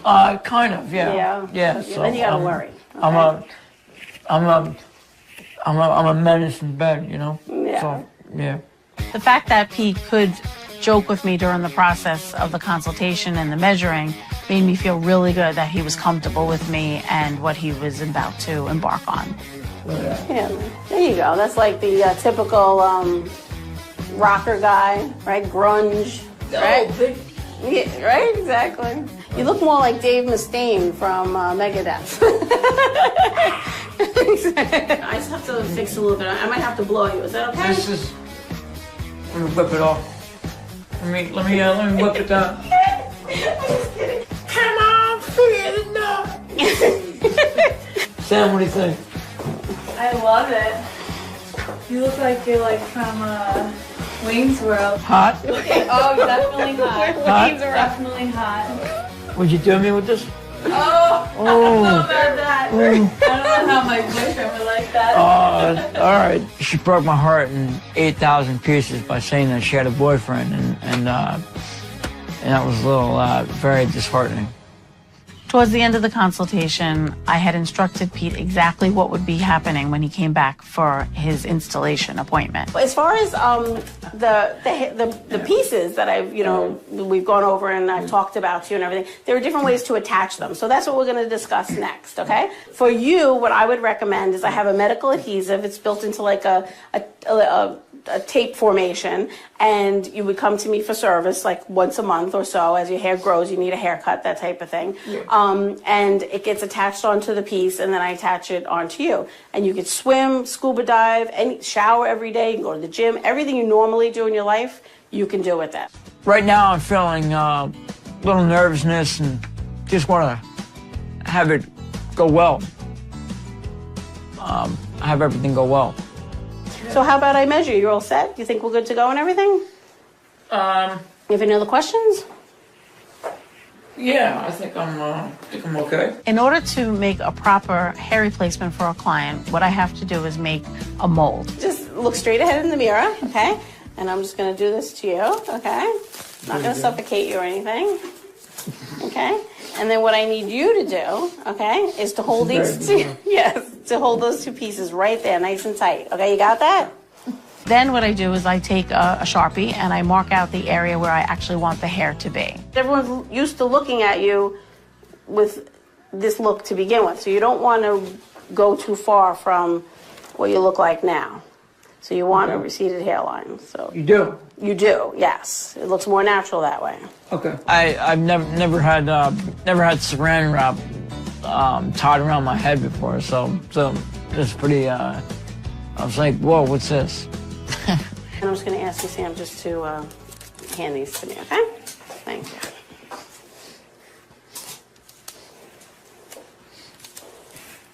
Wow, what a look. Right? What a look. At the end, I take the mold off and I cut it into the shape that the Sharpie had outlined for me. And basically, that's exactly what I send to my manufacturer with the hair samples, and they make for me. Karan had to cut samples for my hair. And I was like, oh my God, this is the last thing I need is to lose more hair. So I'm like, what are you doing? Is this closer to your natural color, or, I mean, like, what color are your pubic hairs? Are they like this color, or are they this color? Because usually that's a good match. They're like your, you know. They're like this, yeah. I mean, if you're not sure. You want me to whip it off and show you? Yeah, well, we'll see, okay? All right. Okay. All right, yeah. My package is pretty big. Oh, all right. Well, there you go. That's another. See, now you're gonna have great hair, big Great package. great hair and great package, You're you know? good to go, right? 1-2 punch, you know what I'm saying? Upon completion of the consultation, Pete felt totally confident and comfortable with the whole process. He totally understood exactly where we were going with this and how he was going to look. So generally, day one is consultation. And then the second visit, the client comes back to get the actual hair replacement installed. In Pete's case, we needed to expedite everything, so it was only a couple of days later. That second day when I walked into the salon, I felt very anxious about getting the hairpiece. So you're all excited for today? A little nervous. Nervous? A little Oh, nervous, what are yeah. your concerns? Well, I just wanted to look right, you know? Yeah. I just wanted to look good. Just look as natural. Look natural, Yeah. absolutely. I promise Yeah. you it's going to look natural. What I'm going to do to start is I'm going to blindfold you. Okay. Because I just have to do a little preliminary myself just to check, everything's good. The base looks good and the color and everything. And then we'll get started after that, okay? You're going to look like the Frito Bandito over here, okay? We played a little joke on him. Before I showed him the actual hair replacement, I put a fake hair replacement on him. This is pretty much what you're going to look like, okay? Just to give you an idea. Cool. All right, so check it out. How's that look? Wow, looks really good. I just have to cut the bangs and that's it. Right? Interesting. I think that looks really natural. What do you think? It does. It does actually.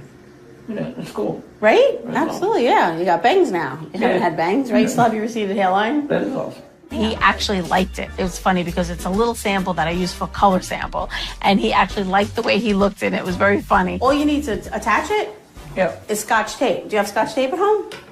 If not, I could get you some Scotch tape, okay? I'll hook you up. Okay. All my customers go home with Scotch tape. It's my gift. So basically, that's it. Just cut the bangs. It looks natural, right? Yeah, it does. Let's go, Pete. It's a joke. It's not. It's not the real piece. So if you like this, you're gonna love what you're gonna get. I don't know what the hell I was getting into. I was like, Scotch tape. Is this it? Scotch tape? So once we were done with our little prank, I showed Pete his real hair. Obviously, the hair's too long. I have to cut that down. You gotta cut it. Yeah, we'll go through that whole process. So I'm gonna attach it like here, cut it in, and spike it. That is funny. Pete's piece was completely custom made. It was not something sitting on a shelf. It was not something out of a box. I sent the measurements to my manufacturer, and they literally took a piece of lace, cut it into the shape of the mold, and hand tied each hair individually into the piece for me. I was first a little nervous about the length of it. And then once she told me how she was going to cut it down to fit my head, I was a little more at ease. Yeah, so I'm just going to wash it quick now, okay? And then I'm going to put my medical adhesive on, attach it, and then we'll get started with cutting, okay? Cool. important to wash the hair all in one direction so it doesn't tangle and knot up. Then what I do is I take the medical adhesive, apply it to the back of the hair replacement, and then place it onto the client. So I'm putting this medical adhesive on it so that it stays on all the time. You don't have to worry about it falling off in the shower or during intimate moments or anything like that. Hopefully okay, anybody moments. pulling in and tugging on it, it'll stay on. Okay. Yeah. When it is ready to come off, it'll get loose. You'll feel it kind of getting loose a little bit because your hair is growing underneath it. So you'll need to come back to me to do that. And I have special remover, so to speak, to take it off of you. And then I wash you, I cut you, I blow you, and then I put it back on. You should blow me. Nice. Blow dry, I should say. Love it. Exactly. Love it. Put you back together, and then you're on your way. And that can be anywhere from 4 to 6 weeks. Okay, Pete, so I'm just going to ask that you look straight ahead, keep your hands under the cape without touching yourself, and just, okay, like that, that's great. Okay, just as of right now, just look straight in the mirror, okay? Okay, and now just look at my finger, okay? And then follow me with your nose, okay? Very good. Just put your head up a little bit. Perfect, and just stay right there. Thank you very much. Okay, this is very, very important. Okay. Again, I just want to reiterate the base. Okay, it's a medical adhesive on the base. All right, so it's designed to stay for a month. Okay, and then I'm just going to place it where your natural hairline would be. Okay, and then Actually putting it on. Yep. Okay. Karan, throughout the whole process, made me feel at ease, letting me know that it was going to go as smooth as possible. Now just look straight ahead in the mirror, please. Okay, and I do my little test, which I call my Mickey Mouse ears. I just go like that to make sure that it's even, which it is. Okay, and look, even if you were to leave your hair long, which we're not, okay? Like this. Like this. Look how natural. I mean, it just looks like it's growing out of your head, right? Isn't that amazing? Once I cut it in and spike it, it's going to look even better. When the hair replacement comes in, the client is always apprehensive as to what it's going to look like. Because it's a lot of hair, it always looks darker, it always looks curlier, straighter. It always looks the opposite of what they think they want and what they're going to get. I noticed it's a little darker back here.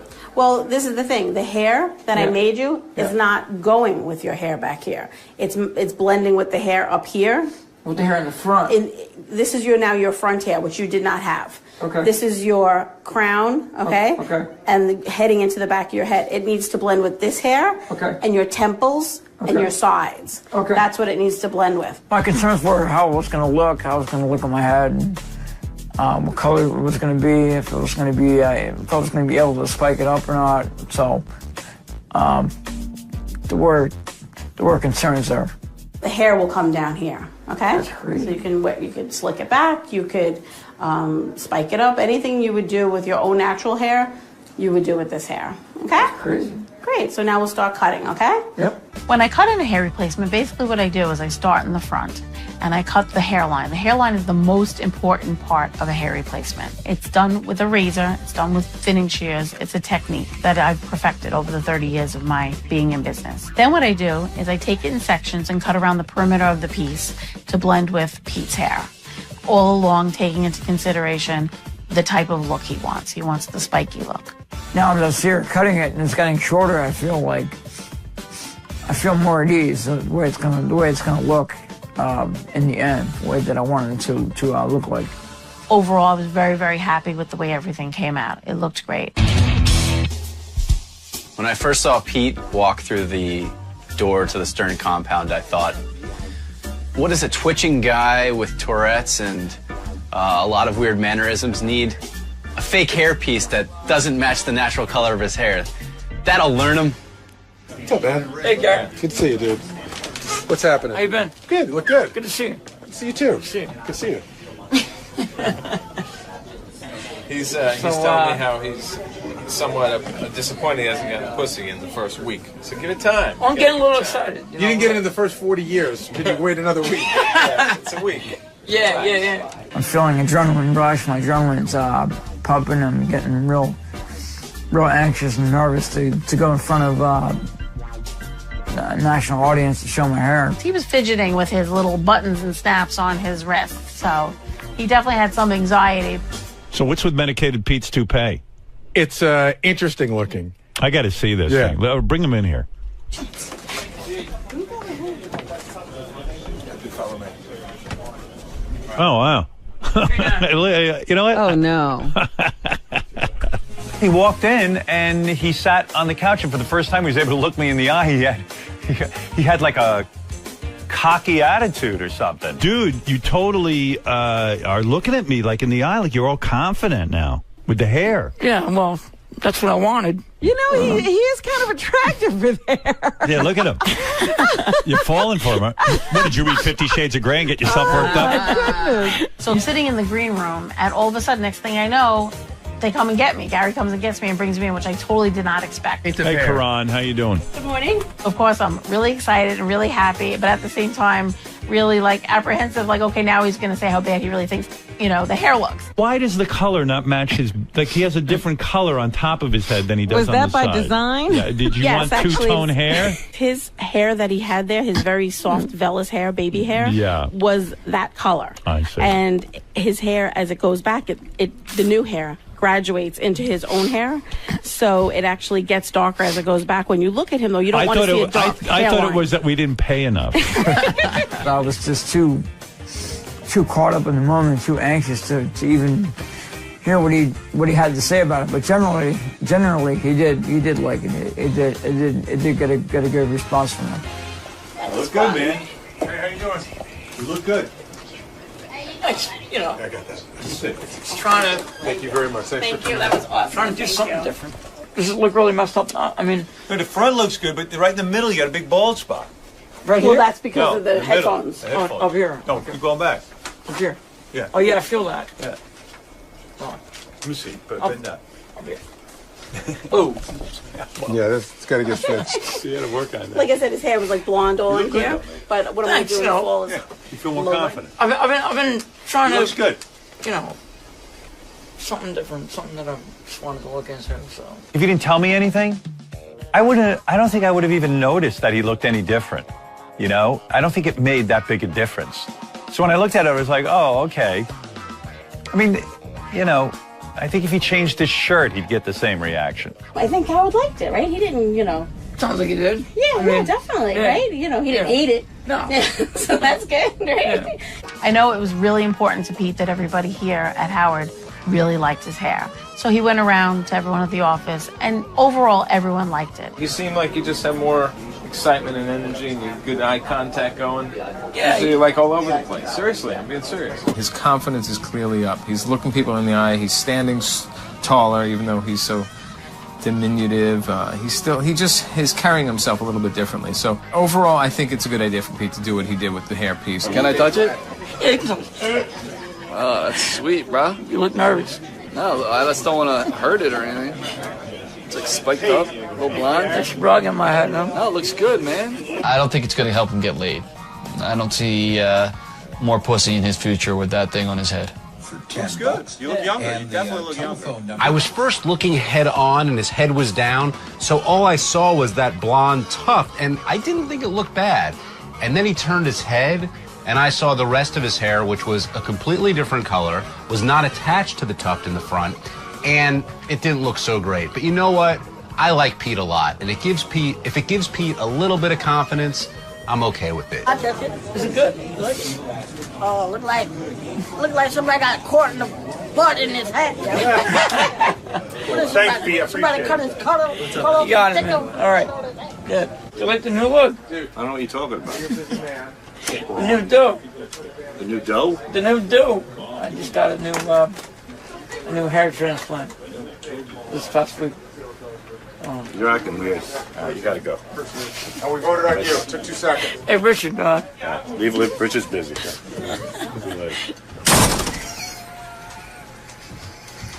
New dude. What is he talking about, Richard? I don't want to say anything bad because Karan was really nice, and so I'm going to just say it looks great. It looked really good. Fuck. What are you doing back here? What do you want? Hey, Richard. Richard's busy. We're cutting stuff up. We're working. What do you want? Yeah, you like it. You like the dough. Time for you to go. I don't know what you're talking about. You like the dough? Yeah. What's that? You know what I like to do? I like to shut the door. I would say before this, considering that Pete kind of looks like an emaciated Sting on crack with HIV, the hair made him look like an emaciated, crack-headed Sting with HIV, with hair. Like the new hairstyle. Good luck, buddy. Interesting, huh? No, but yeah, there's a lot of you that's interesting. The hair's just the start. Pete looks like an idiot. There you go. Done. That's it. That's all it needs to be said. Hey, how you doing? Amanda. Like the hairstyle?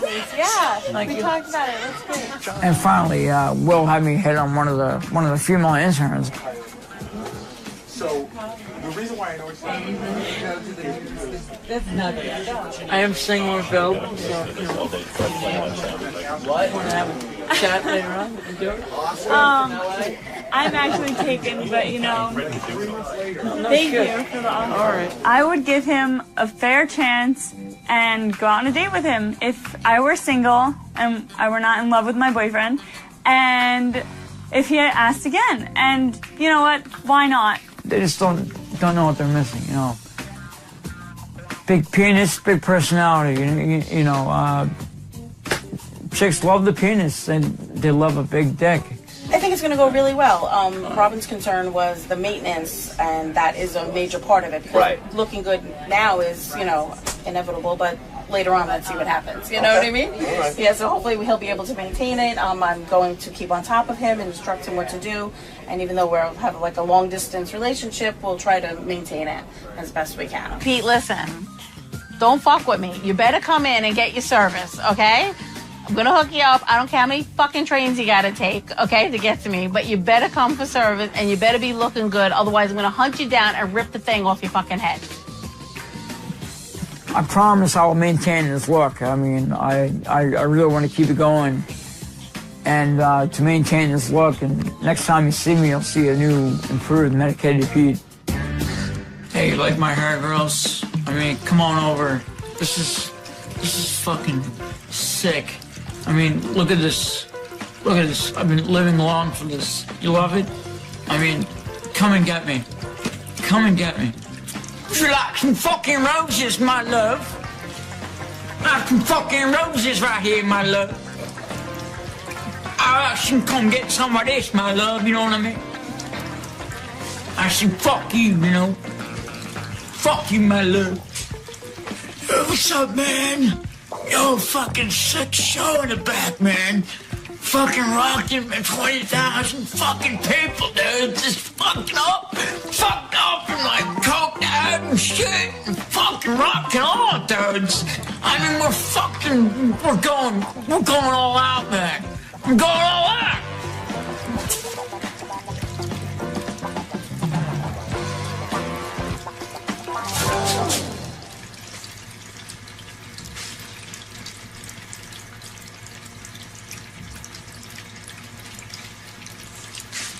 Come and get some of these.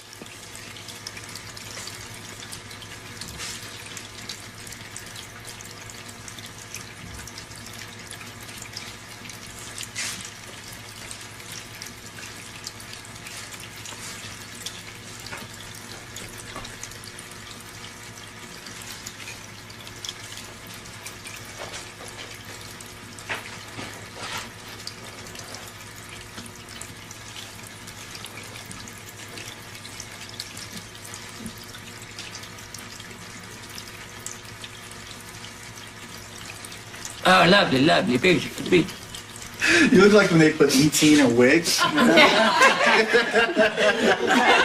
right, that's good, man.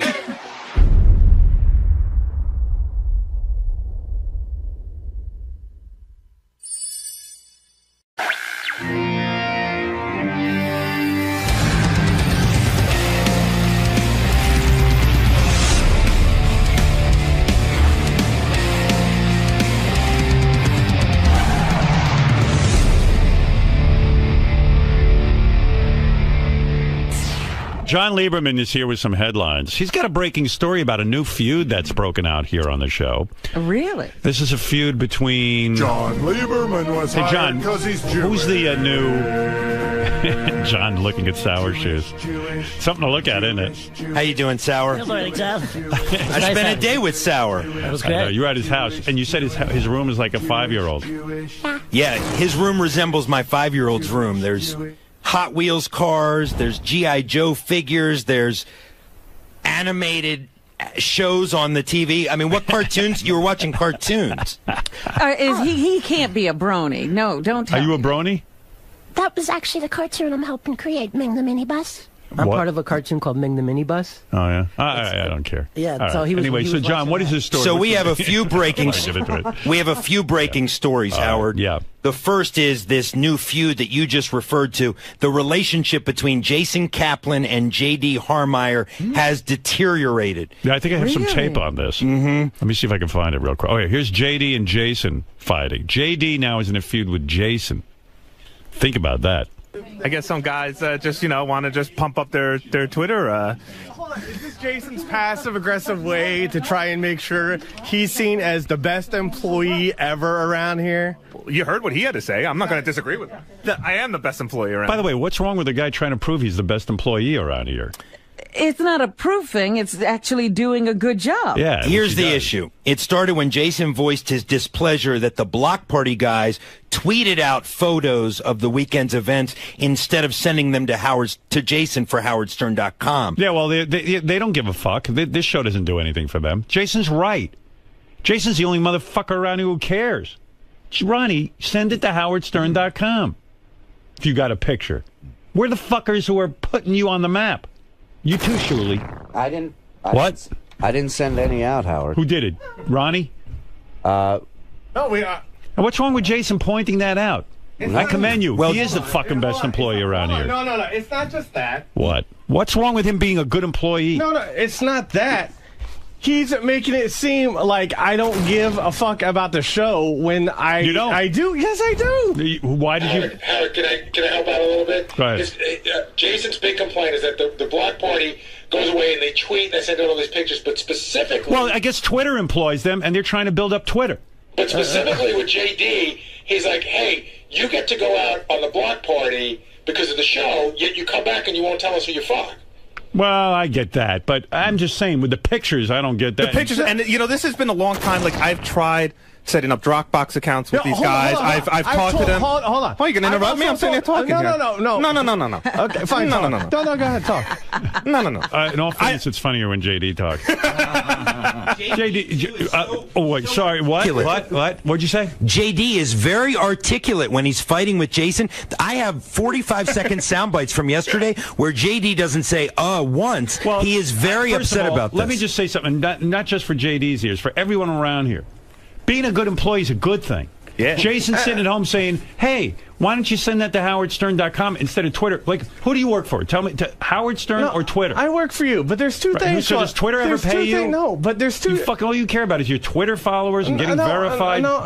Cancel your fucking Twitter. Every guy here should cancel his Twitter If account. you want me to cancel, I'll cancel. Good. I don't Cancel. care. Okay, fine. You cancel your douchebag.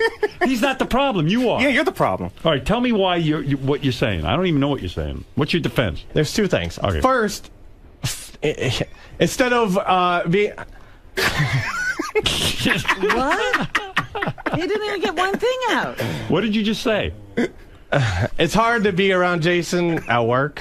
Why? Because when else are you around it? He's tried asking you nicely to. No. He didn't ask me at all. That's the problem. That's not true. That's so not true. He went over to John Lieberman and did the story in front of me, voicing this displeasure. He's never said to you. Rather than coming up to me beforehand and say, "Hey, would you mind?" Did you send me the picture. Does JD have a point? Hold on. Second of all, in the past, before this weekend, in the past.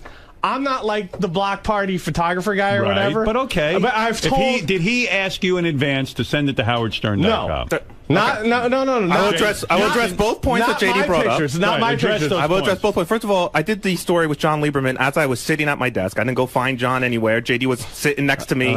I didn't go. I was sitting at my desk doing the story. Coincidence. Before JD left for the trip, I stopped by his office and I said, hey, man, if you take any good pictures, send them my way. And I say that to him every single time they go on the trip. And by the way, I didn't single... Is he lying? No, I don't remember him coming up to me. I absolutely did. And I have in the past before. And I did not single JD out. And it's not just you. Yeah, I didn't single JD out in that art. If you listen to that, I just said in general, like I was sitting at home this weekend and I see Ronnie's got great tweets going out and all these awesome pictures. Yeah, forget tweets. I had tweets, howardstern.com. But I don't know why. So I was just venting. I was venting to the news. I admit it. I was venting my frustration. If you got good content, put it on Howard Stern. And then, but the bigger story here is that JD's not angry about this because what happened was he just started unloading on John Lieberman about things I didn't even know he was angry at me about. What is he deflecting? Hold on. Let me get the one thing at a time. Don't worry. We'll get to Geek Time. And by the way, enough. It's okay if he is a good employee. Yeah. He happens to be. Yeah, but he's one of my go-to guys. I know Howard, and I respect him as a good employee. I love him. But when he's trying to make other people who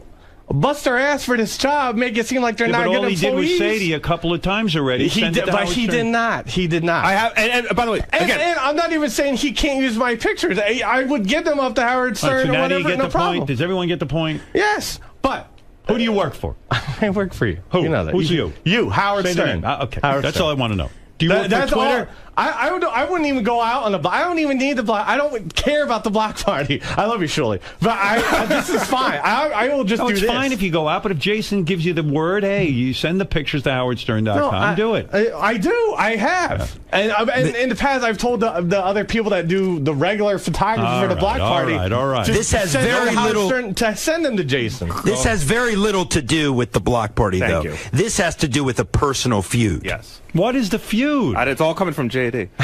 Why, JD? Why do you not like Jason? I heard it was a bad time for me to hear because I had not slept much. But I heard. Why haven't you slept much? Because I flew from Los Angeles into here and came straight to work. I don't need this block party. Yeah, way to come to work exhausted. And the block Jason, party. I did my fucking work still, asshole. Yeah, but I still did my work. You said you're half awake doing it. You're not giving 100%. All right. I'm done. Where are you going? Oh, my goodness. Deal with this fucking guy. He's basically saying to you, you're probably too tired for work. No, you just said I was fine. I was fine for work. I just, if I was... You said he's not making that up. You said you were too tired. I know, but he got me at a time when you're where tired, you can't be working on full force. Yeah, no, man. but I was fine with work. It's voicing certain opinions about other things I should keep my mouth on. Look, because I like that Jason lets me know that you're too tired to work. I do. I like it. And you can call him a kiss ass, you call him a suck balls, but he's the kind of guy. He's my go-to guy. Yeah, I know. Because I don't want to be in a feud with him at all. Then why did you? All right, then don't be in a feud with me. Say you're sorry and wind it. Are you better when you get full sleep? I don't know. You don't know if you're better? Yes, are you a better worker? No, I try and be as good as worker as I can, whatever. My job sleep or not comes sleep. first. This radio show it comes is, first. I know. Even though America's Got Talent, I only work on it when I'm off from here. I know. You don't. I know. I was asleep at 9 o'clock Sunday night. What time did your plane land?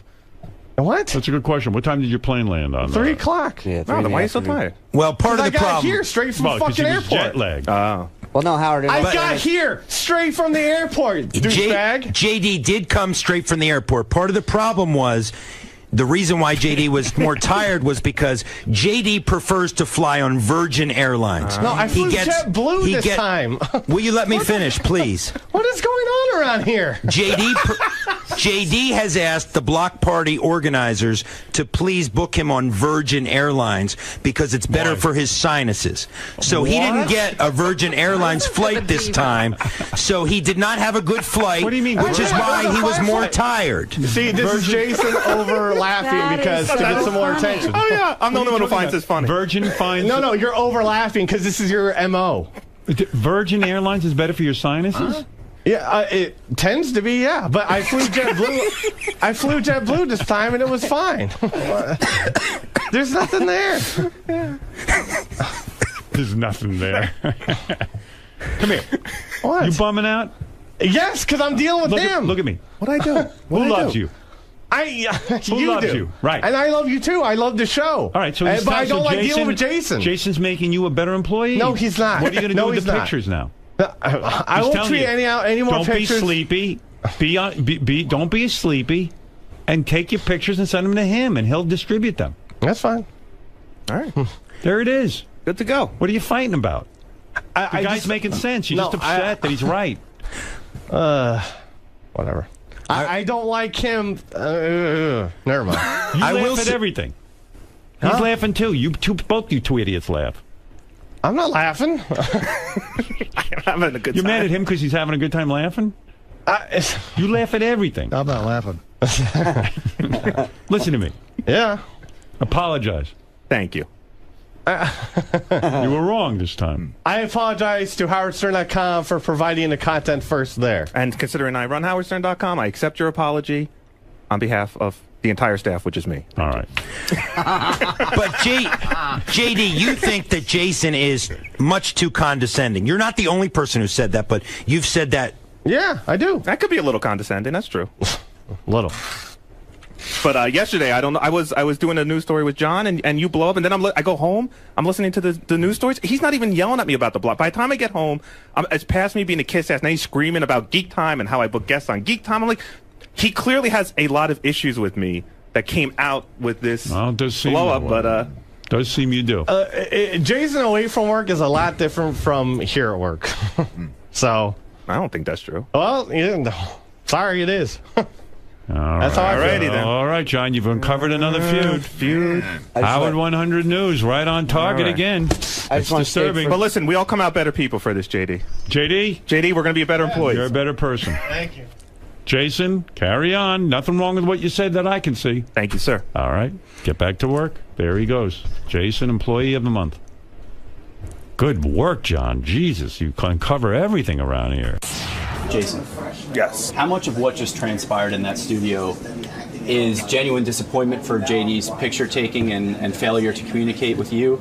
And how much of that is just trying to get a rise out of one of your coworkers? So we're dealing with two different things. The story I did on the news yesterday that angered JD so much was not about getting a rise out of JD. It was about me venting my frustration at the block party, all of whom I've asked for pictures before. I've sent up Dropbox accounts for. Shuli's usually the best at it, but it's always like a day late. And then this weekend, I was watching. He tweeted great pictures this weekend. There was a lot of cool stuff coming out, and then you hear Howard open up the show with it for 2 hours yesterday. I had no pictures.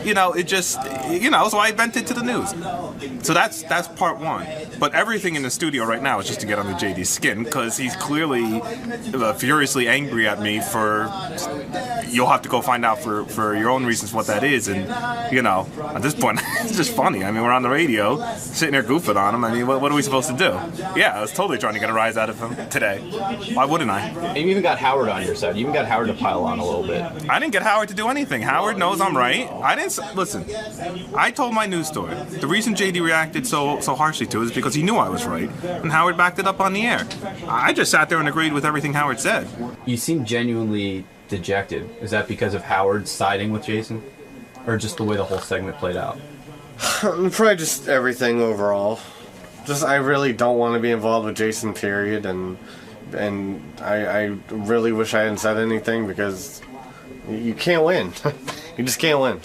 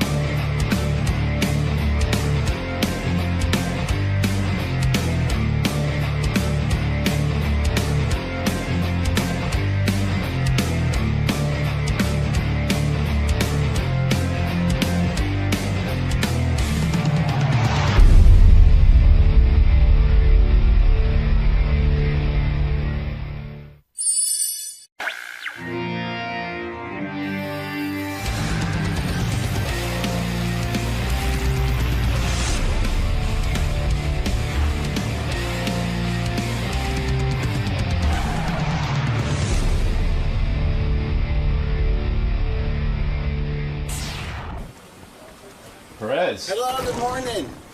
Looking good, man. Oh, thank you. I'm happy to be here. You know, when you feel good and you're happy, you look good. It emanates from you. Oh, thank you. All right this way, sir. Hi, nice to see you. So what brings you back today, man? What are you promoting? Well, I always love coming to chat with Howard for no reason, but I'm in New York, and I'm here for at least a little bit longer. I'm doing a musical, which is really exciting. And not just gay people are into musicals, women and some straight dudes too. Yes, there are some straight dudes that like musical theater. Maybe Howard does. Do you know if he does? I know he likes to do parodies of musicals and other show tunes. So well, there you go. This is kind of like what my show does. It's called Musical. And it's kind of like Saturday Night Live with songs. So it's super fun. An interesting take on pop culture, right. Celebrities, politicians. I play myself. I play fictional characters. I play real life people. It's been a blast. A satirical blast. A satirical blast in your face. Boom. All right, man. We'll see you in the studio. All right. He's lost 90 pounds, he says. Good for him. There's been a lot of rumors that it was like plastic surgery. I don't think it was. He says no. I don't think it was. I don't think you can. No, I agree, but it was in just that kind of shape from plastic surgery. Hey, Perez, how you doing? Have you lost more weight since we last saw you? Well, I was talking to Gary, actually. I showed him some photos, and I don't weigh myself, Howard. I just look in the mirror, and I'm like, how am I looking? But I have abs now. You were fat. When I first met you... I was very, very... That's an understatement. I was obese. When I first met you, you were obese.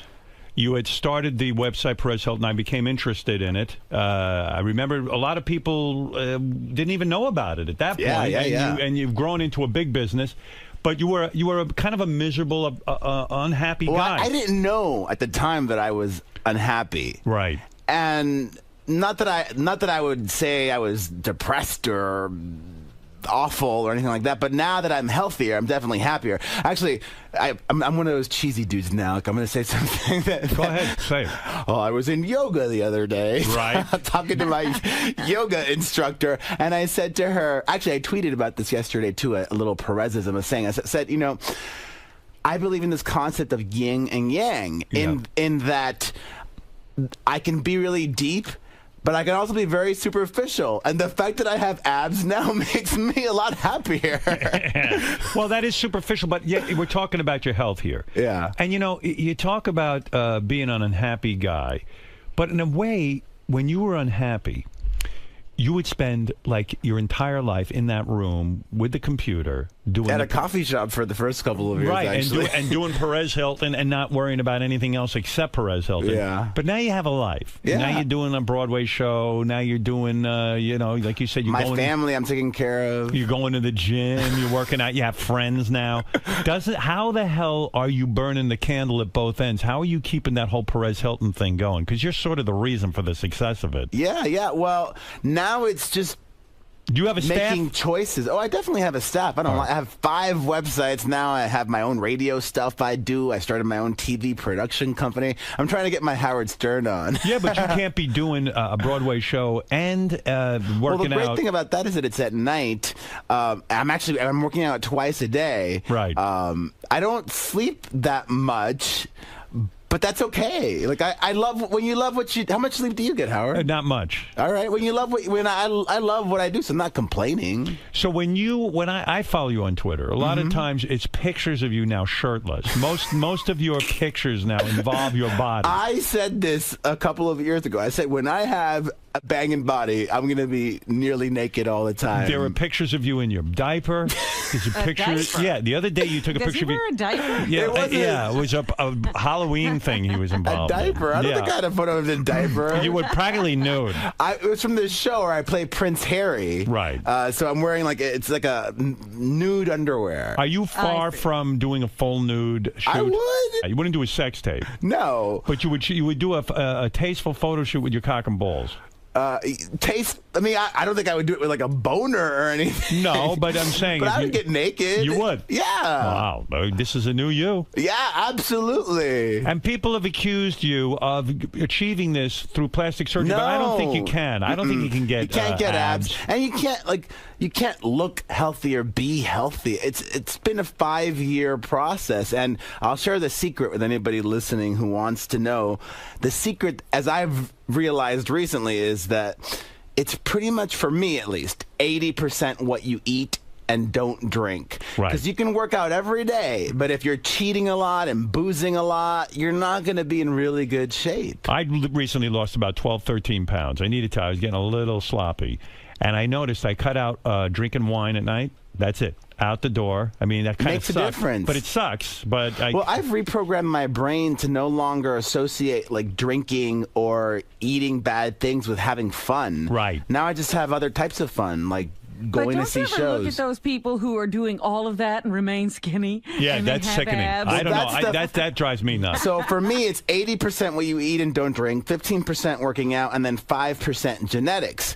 For some other people, it's more than 5% genetics. Right, And they get all the genetics. But are you starving yourself? No. You appear to now be getting into the area where you're almost anorexic. True? No. No? I'll show you my abs, Howard. Don't make me. Are you unnaturally thin now? Are you? This is not even. This is ridiculous. Now I eat a lot, but I'm also very like I'm that dude now who before the gym takes a protein shake. Right. After the gym, I take another one. Right. You've got it all figured out. Yeah. Like I'm eating all the time, and when I eat, and like before at night, I take a casein powder so that it's extended release while I sleep. Were you ever this skinny growing up? No, never. I've you were the fat kid. never, ever had abs before, and I don't even know how long it'll last because I also realized that maintaining abs is ridiculously hard work. I would think now you're naked with partners a lot more because now you're proud of your body and you become more sexual. A lot more, yes, but still not a lot. Right. You haven't met a guy yet that you are in love with. You still have not opened your heart up to that.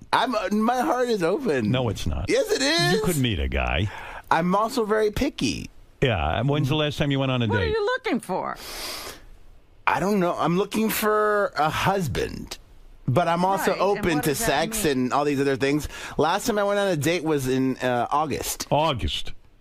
And That was the same with and we Howard. hooked up. It was awesome. You hooked up. He was a dancer. And what happened? You blew each other? But he lives in a different city.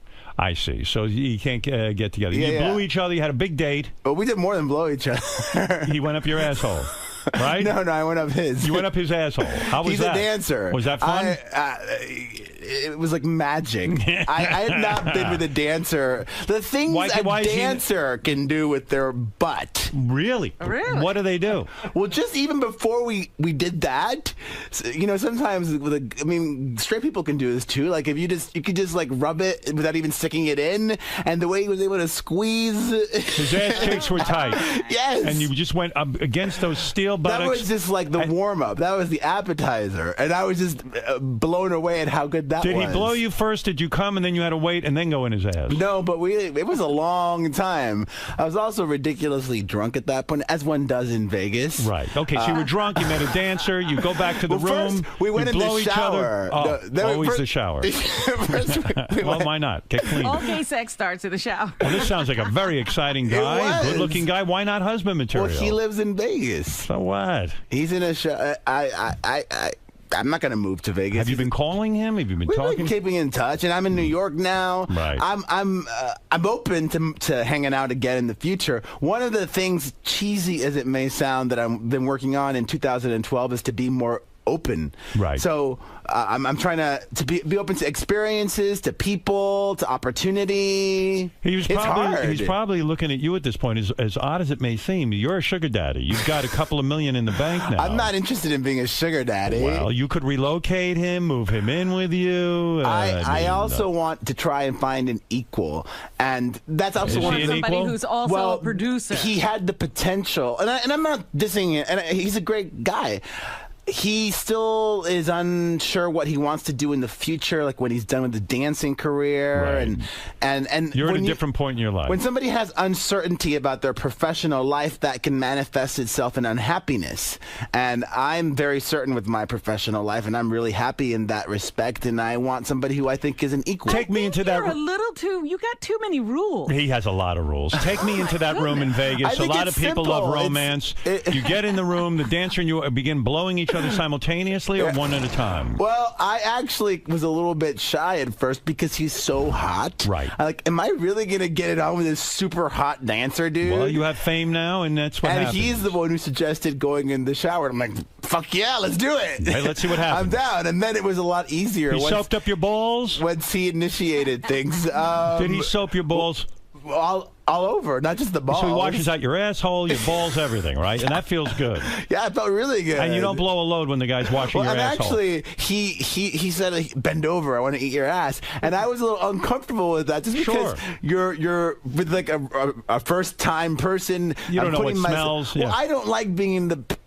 Not that makes you inferior or anything, but you have to surrender some control to do that. And you're more masculine that way. You like to be the man. I like being in control. Yeah. I'm a control freak in every aspect. So he says, I want to eat your asshole. Enjoyable. He announced this to you in the shower. Yes. And did he didn't use the words, I want to eat your asshole. He's just like, bend over. He said, bend over, and then he starts kissing your ass. Yeah. Literally. And that's in the shower.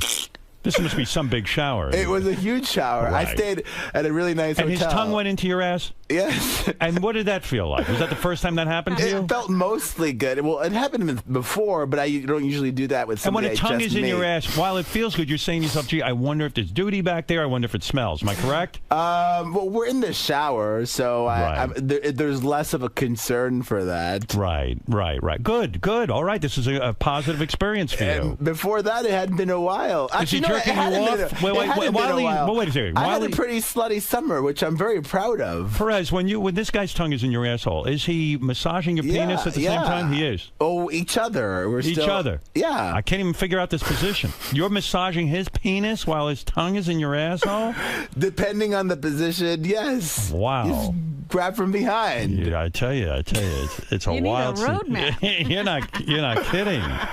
Now, were you afraid of any kind of STDs? According to Paris Hilton, who you get your name from, all gays have AIDS. So we can talk about that. Actually, let's talk about that. Go ahead. People have been asking me about Paris Hilton that I know, and her homophobic remarks, which are clearly homophobic. Yes.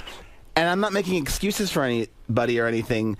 The thing with her, though, is unlike somebody like Jerry Falwell or the Westboro Baptist Church, who clearly are making inflammatory statements on purpose. Or Ahmadinejad, who's just said at the UN yesterday that how can America tolerate gay people? Only a society of wealthy capitalists would tolerate gays. I think Paris last week was just being ignorant and not hateful.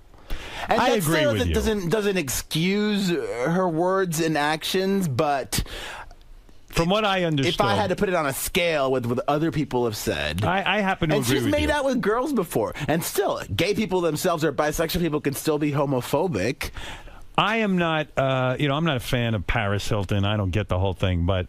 I think are you a fan of Kim Kardashian? I've had her on the show and everything, but I guess something, I don't know, there's something weird there, but I don't know what she does. But here's the thing. I agree with you about Paris Hilton. I do, because I think that she was with a gay friend and she's saying, oh my God, gay people are so promiscuous, and she's having this conversation. And she was clearly drunk or high or whatever. I would guess so, yeah. Do you hang with her?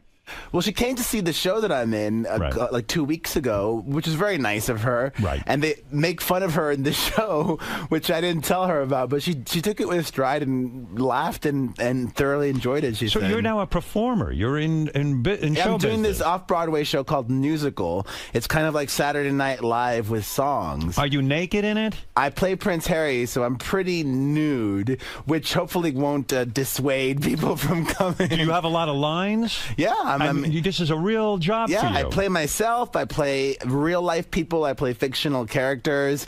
I feel like I'm a freshman all over again because I came to New York City in '96 to study acting at NYU, only now I'm wiser and staying in a nicer dorm. And was it a difficult thing to learn how to act with this play? No, I wasn't even nervous. What's great about it is that I'm not pretending to be anybody other than who I am or what I am. And actually, the first line that I sing in this show is... You sing? Yeah. Are you a good singer? The first line that I sing is, if Rosie O'Donnell can be on Broadway, then fuck it, so can I. That's literally the first line. Did you recently have an experience where you were on Glee? Oh, I was acting on... Yes. And you worked with Lindsay Lohan. And you said... She is very, very unprofessional, like more unprofessional than you might think. What happened? What was your experience working with Lindsay Lohan? Well, Lindsay is currently hospitalized. Did you hear this? I didn't know that. Yeah, she's in the hospital in New York because she's suffering from pneumonia or God knows what. She's 26 years but old. Didn't she go out the other night? Last week she went out partying, and I'm sure that probably didn't help her health. Right. That she's been living it up well in New York. But she's been working a lot this year, which is a good thing for her. But I'm shocked that she still gets gigs. Right. One of the first things she did this year was Glee, and I filmed that with her in April. I was a judge on Nationals. And the first day, well, actually, before we even showed up, the director, I've never talked about this ever, anywhere. But time has passed now, and you're the appropriate venue. This is the appropriate place. Yeah, I'm curious about this. The director for the episode, Eric Stoltz. He used to be an actor himself. Eric Stoltz played that lion face boy. Mask. Yeah, I love that movie. And he was in the sequel to The Fly. He was. And I love Brindle Fly, and I love Fly too. He was in Pulp Fiction, remember He was in that? Pulp Fiction. Now he's directing. Why am I yelling? He's directing a lot. He's directed a few episodes of Glee. Right. And before we showed up, he personally emailed me and everybody that was a guest star on that episode saying, the way I like to work is I want people to come off book, meaning completely memorized, knowing all of their lines. Oh. So I came completely off book, knowing all of my lines. Lindsay, that first day of shooting, didn't know her lines. And how book means. Yeah, but how could she book? How could she expect? I mean, this is a girl who's acted. How could she expect to go in on a movie and not know your lines? Sometimes she thinks maybe people think, well, I'll learn it while we rehearse, because you still have to rehearse it before you start shooting. True, yeah. And she did, but even after rehearsing it, she still didn't know all her lines and kept having to ask for prompting of what am I supposed to say now. So while you're shooting, she's saying, "Give me a line." The first day, Yeah. right? And that went fine enough. Okay. Then the second day of shooting was a few days later in a different location. Right. This day, the second day, actually the first day didn't make any headlines. Right. The second day, actually, people were reporting because it was in a big auditorium with a lot of extras, like dozens and dozens of extras.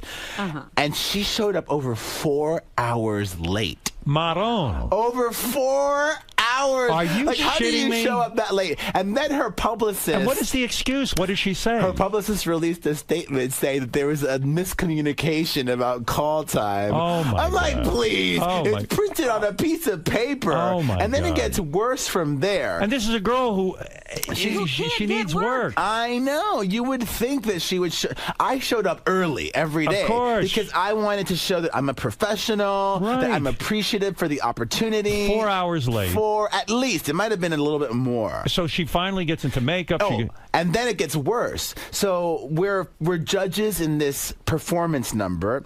Me, Lindsay, and Rex Lee, who was on Entourage. Right. And she couldn't even be bothered to sit with us. And the majority of the time had her stand-in sit there while they're filming. And then, because she's like, oh, they don't need me until they have my close-up. But I'm sitting Wow. there, and so is Rex Lee. That's so rude. That is. It's that very is the rude and ultimate unprofessional. diva. And what is Eric Stoltz, the director, doing during all of this? He's probably like, what the fuck am I dealing with? He's trying to keep the cast happy because one of the other actors, Dot Marie Jones, blew up because Lindsay's unprofessionalism slowed everybody else down, and then they're going to have to be there later. Well, you know what? You know, she's right, whoever that was. Yeah. Because, I was thinking about it. Like if I do another season on America's Got Talent, and you don't know yet if you're doing it. I'm thinking about it. And if Sharon doesn't come back, and they get somebody else in there, another woman or something, I'm available. or you, Perez. The only thing I expect that person, I don't even care if I like them or not like them. I just expect them to be on time and be professional. Well, for me, being on time is being early. I try to be early. Me too. Because our time is valuable. And I'm successful in the business. I could probably pull a prima donna thing and get away with it, but it's so fucking rude to everybody. I don't know how you live on with yourself. big productions, but if you like saw that, or anytime. But if you saw Lindsay Lohan's mother on Dr. Phil, you see where this behavior comes from. It's irresponsible behavior. I know. And then it got even worse after that. Then when she did sit down to film her close-ups, she kept taking numerous breaks to go either to the bathroom or to go smoke or whatever, and wouldn't even ask for permission. Just got up. She just got up and left. And what do you do during that? Everybody's like, "Where's Lindsay? Where's Lindsay?" And then you just keep shooting, and then you try to shoot around her. But you're a ballsy guy. I'm surprised you didn't say, "Hey," because if I was working in that, I would have said, "Listen, honey, you're late one more time. I'm not only leaving, but I'm going to make sure everybody in the fucking world knows how unprofessional you are."